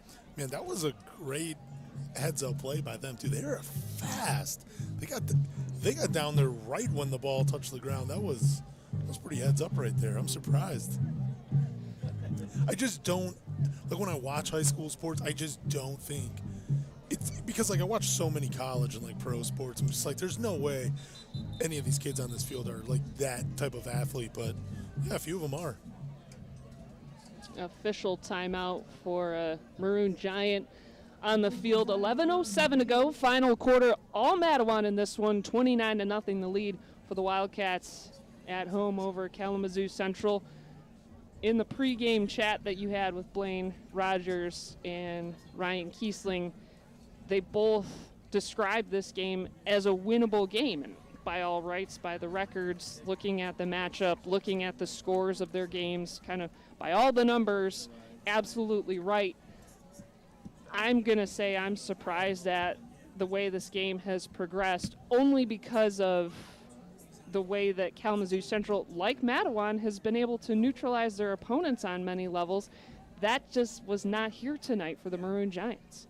No, it wasn't at all. And going back to that pregame interview, I love the confidence those two players had going into this game. And I think it had a lot to do with the way they played against Grand Ledge and the way they played against Battle Creek Lakeview. When you have two good games like that, even though one of them ended with a loss, that has to up your confidence level quite a bit heading into a game like this. Mattawan is holding, for the third week in a row, holding an opponent well under their scoring average.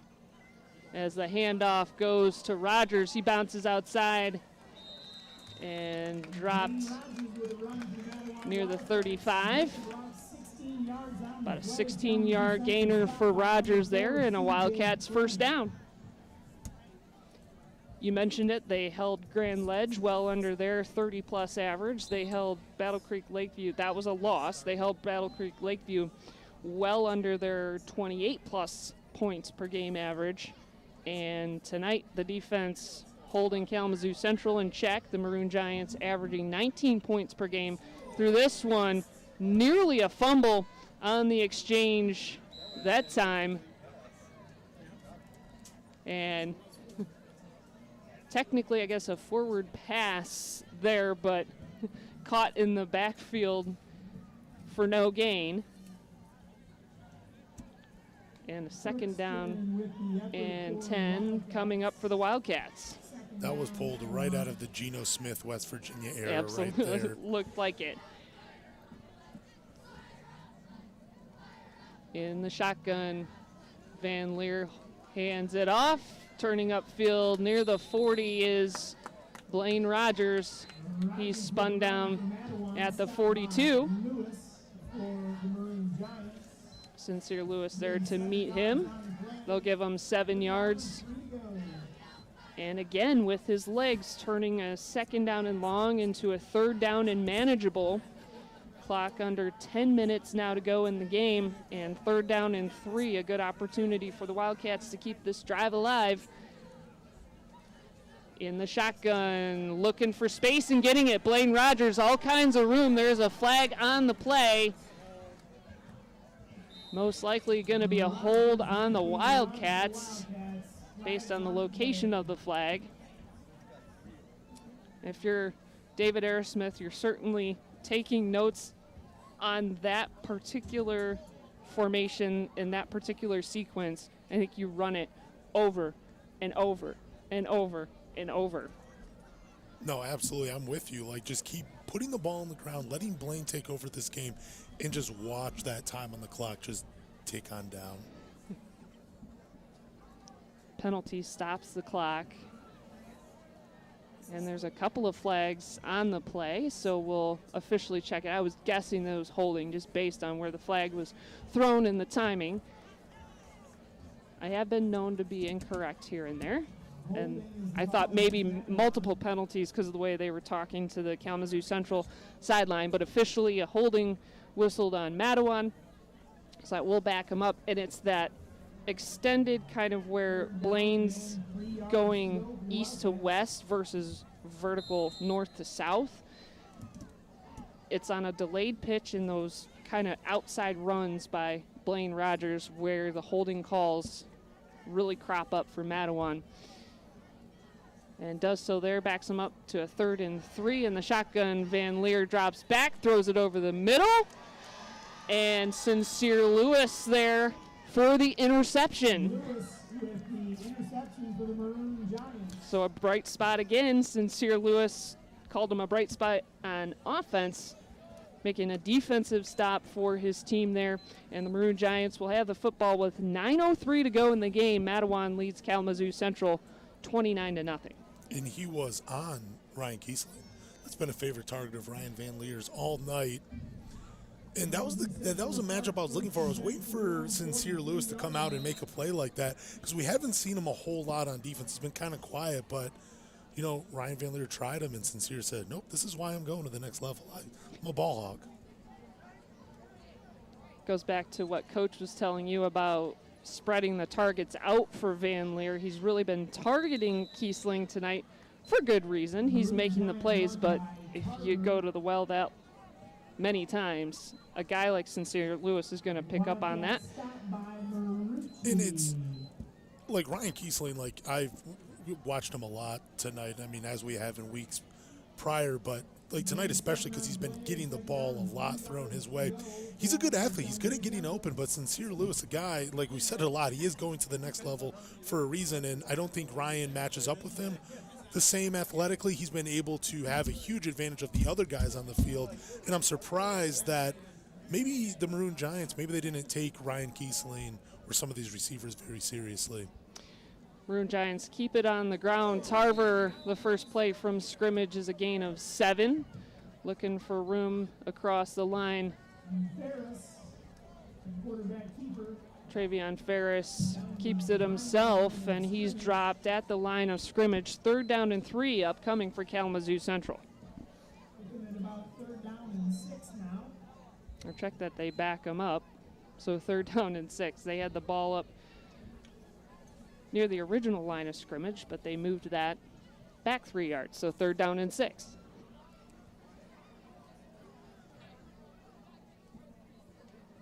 And they'll keep Ferris under center. They send Lewis in motion. Tarver takes the handoff, and he gets about 7 yards that time for a 1st down. Tarver on the carry. Wildcats stopped by Hanley and Marucci.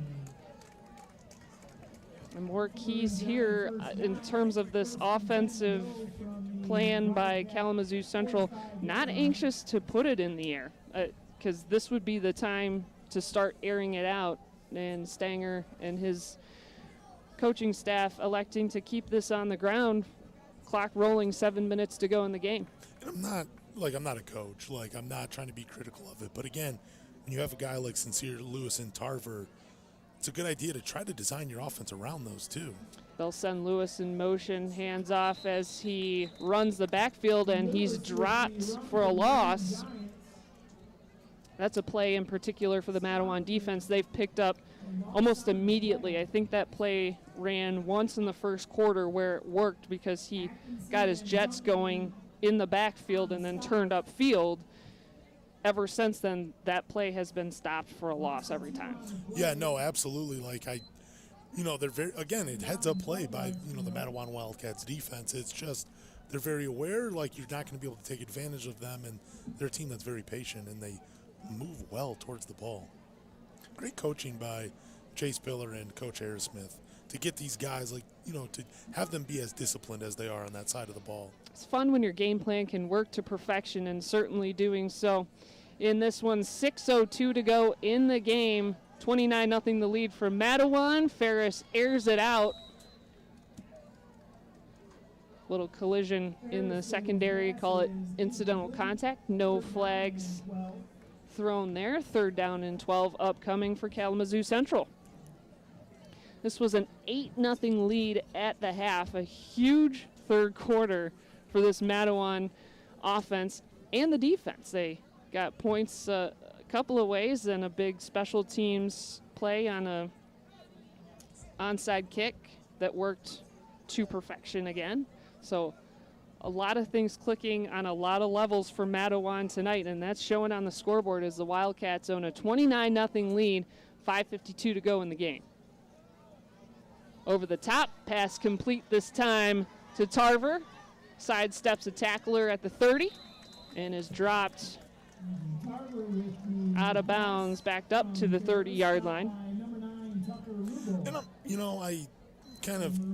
saw Travion Ferris play quarterback last year when I was at this game. I think he has a pretty good arm. I'm surprised that the offense hasn't allowed him to air it out a few more times. I mean, I'm not saying he's accurate throwing the ball down the field. We haven't seen that from him, but those short completions, that's a way to keep this defense, it's allowing them to, back off, and opens more lanes for Tarver and Sincere Lewis. They wind the clock with 5:20 to go. I thought the receiver was brought down out of bounds, but the referees wind the clock. They'll send Lewis in motion, handoff up the middle, and again, great pursuit. They've got to have a spy or something on him, because that's another area where even if he just gets 2 yards of his feet moving, he's extremely dangerous. And the last handful of times that he's just taken that cut directly up the field when he takes the handoff, there's a guy right there to stop him. Well, they know when he's out on the field, he's just going to get it in a handoff. They haven't put him out. They haven't tried to throw it to him in any type of capacity. So if you're the defense, you just got to look for him and be like, okay, cool. I know where he's getting the ball, and there's only so many ways he can go. But good heads-up play by the defense to contain Sincere Lewis. They'll keep a single man in the backfield. That's Tarver. Sidesteps the defense to the near sideline, up to the 20-yard line. So a good gain on second down for Tarver. Steensma on the stop for the Wildcats. And that's first down yardage for Kalamazoo Central with 4:20 to go in the game. Mattawan leads the Maroon Giants 29-0.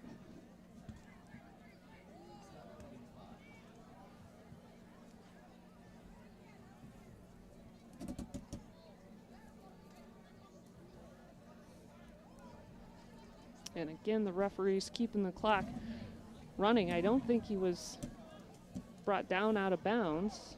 I thought he stepped out of bounds. Yep, right.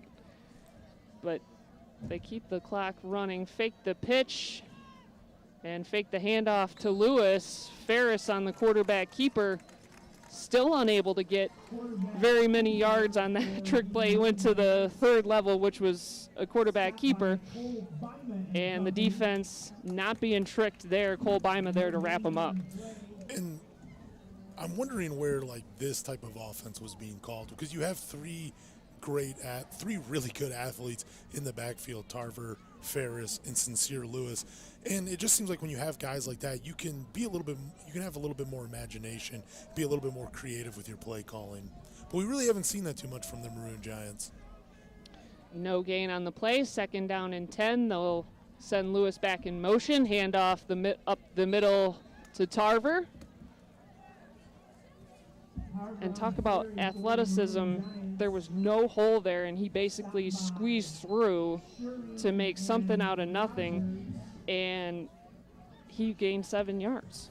We've seen that a lot from him tonight, where it just seems like I think any other running back would not have been able to do what he's done tonight, and it seems like every time he touches the ball, it's been a positive game. Oh, the Maroon Giants driving, 2:29 to go. Mattawan leads it 29-0, but the goal here for the defense, keep your opponent off the scoreboard, and Ferris high steps the defense on the quarterback keeper across the 10. Down to the 9-yard line, it will be First and goal upcoming for the Maroon Giants with 2:12 to go. I'm surprised Central doesn't call a timeout here with 2 minutes to go. They're letting the clock wind down. And pretty confident of their ability to punch the ball in from here. Unable to do so all game, but a first and goal upcoming for the Giants. Hand it off, up the middle. Again, creating a pretty big hole on that on that line for Sincere Lewis, and he got the Jets going up to the 2-yard line. Second down and 2. Clock rolling with 1:30 to go. And this is where both teams are kind of fighting. One's fighting for a shutout, one's fighting not to be shut out right here. I think that's interesting in itself. Like, even though the game is over and this looks like it's going to be a Mattawan win, you know, the Maroon Giants are still out there fighting, at least get some points on the board and not walk away empty-handed. Clock approaching 1 minute to go in the game. They'll line a single back up behind the quarterback. That's Tarver. He's met immediately. They sent Sincere Lewis in motion late, and that faked out nobody on the defensive line. Tarver backed up. Schuring and Tolentino on the stop for the Wildcats. 38 seconds and rolling in this one, and still no timeout indicated for Kalamazoo Central. They're taking their time to get to the line. Officially a 3rd down and 3. They'll give them a loss of 1. And this crowd on hand imploring their defense as the clock winds under 20. Ferris getting pushed by his line. No official call yet. They stopped the clock at 4 seconds, so he's not in the end zone, and this is an odd ending to this game. Clock stopped at 4 minutes for a timeout for Kalamazoo Central. They were like burning the clock on themselves down on this drive. And that's what I'm saying. This is like this is just simply the Maroon Giants trying to get points on the board. They do not want to be shut out in this game. But this is where the defense has to take a big stance, where pride comes into play. Like, look, all game we've kept them off the scoreboard. Let's see if we can get one more stop so they don't get into the end zone. 27-7 was last year's final in favor of the Maroon Giants. 2019 was a little closer, 31-30 in favor of Mattawan. This crowd on hand trying to keep the energy up for their defense. Largest margin of victory for Mattawan came in 2013, a 45-7 final. And out of the timeout, Ferris under center getting a push into the end zone, and the Maroon Giants will not be shut out tonight. They break the plane. Touchdown, Kalamazoo Central on the quarterback keeper. With 1 second to go, so we'll have time for the extra point and the kickoff, which special teams for Mattawan is always something special of late for David Aerosmith's team. And they can be dangerous. We've seen some big returns. Keeping their offensive package on the field.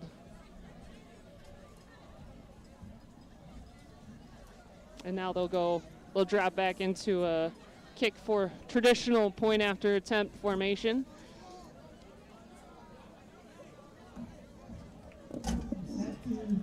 Early 2000s, I believe you got to go back to for the last shutout in this series. And the point after attempt is blocked. So the kick is no good with 1 second to go. Score remains Mattawan 29, Kalamazoo Central 6. And 1 second for the kickoff. Have to think and imagine it's going to be anything but a traditional kickoff here. I just feel it. Yeah, I don't think they're going to. I don't know if you squib it or you just try to get the. Or maybe you do kick it down, you try to boot it as far as you can. I don't know. But we got to give some credit to special teams. The week after week, these last 3 weeks, they have just been on point and on their game. We've seen a punt block, and now we've seen an extra point block.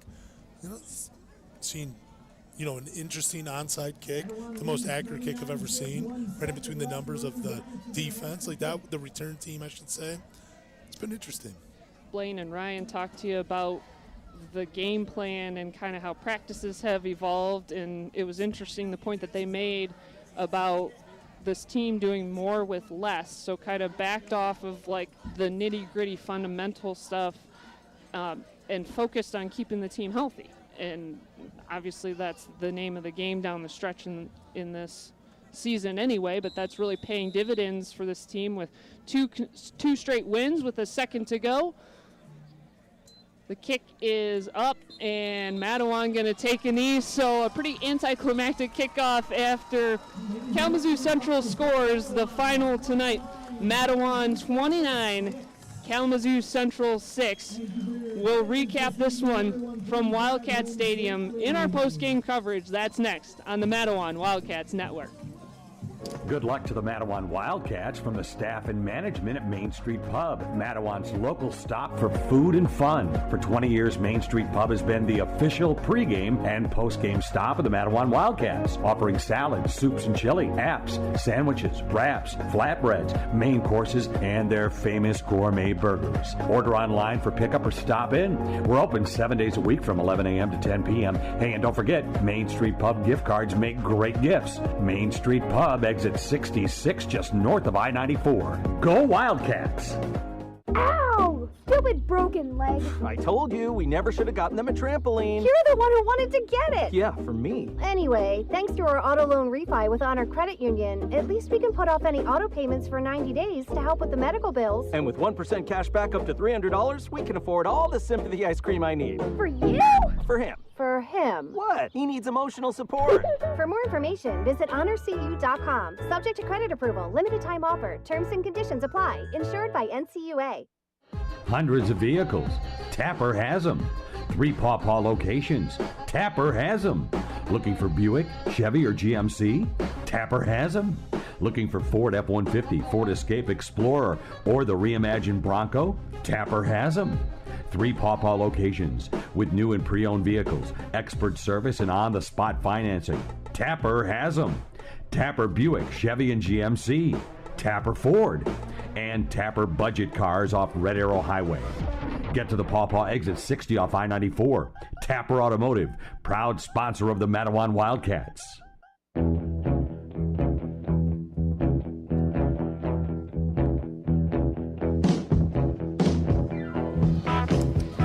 The celebration is on. The Wildcats win at home over the Kalamazoo Central Maroon Giants, 29-6. Our final tonight. Carolyn Binder alongside Lance Caparosi with you for the post-game summary. This one in the first half, Mattawan started with the lead and never looked back. 8-0 in the first half, and that was really a lot more back and forth. Seemed like the teams were settling in, figuring each other out here and there. Nothing, it was exciting, but not exciting from a scoreboard perspective, I should say. No, both teams started off slow. I think they were just, like you were saying, trying to feel each other out, seeing what they could get away with. And then, we get a couple big runs from Blaine Rogers, and that seems to open everything up. And, once they got the lead, they did not look back and took advantage of it.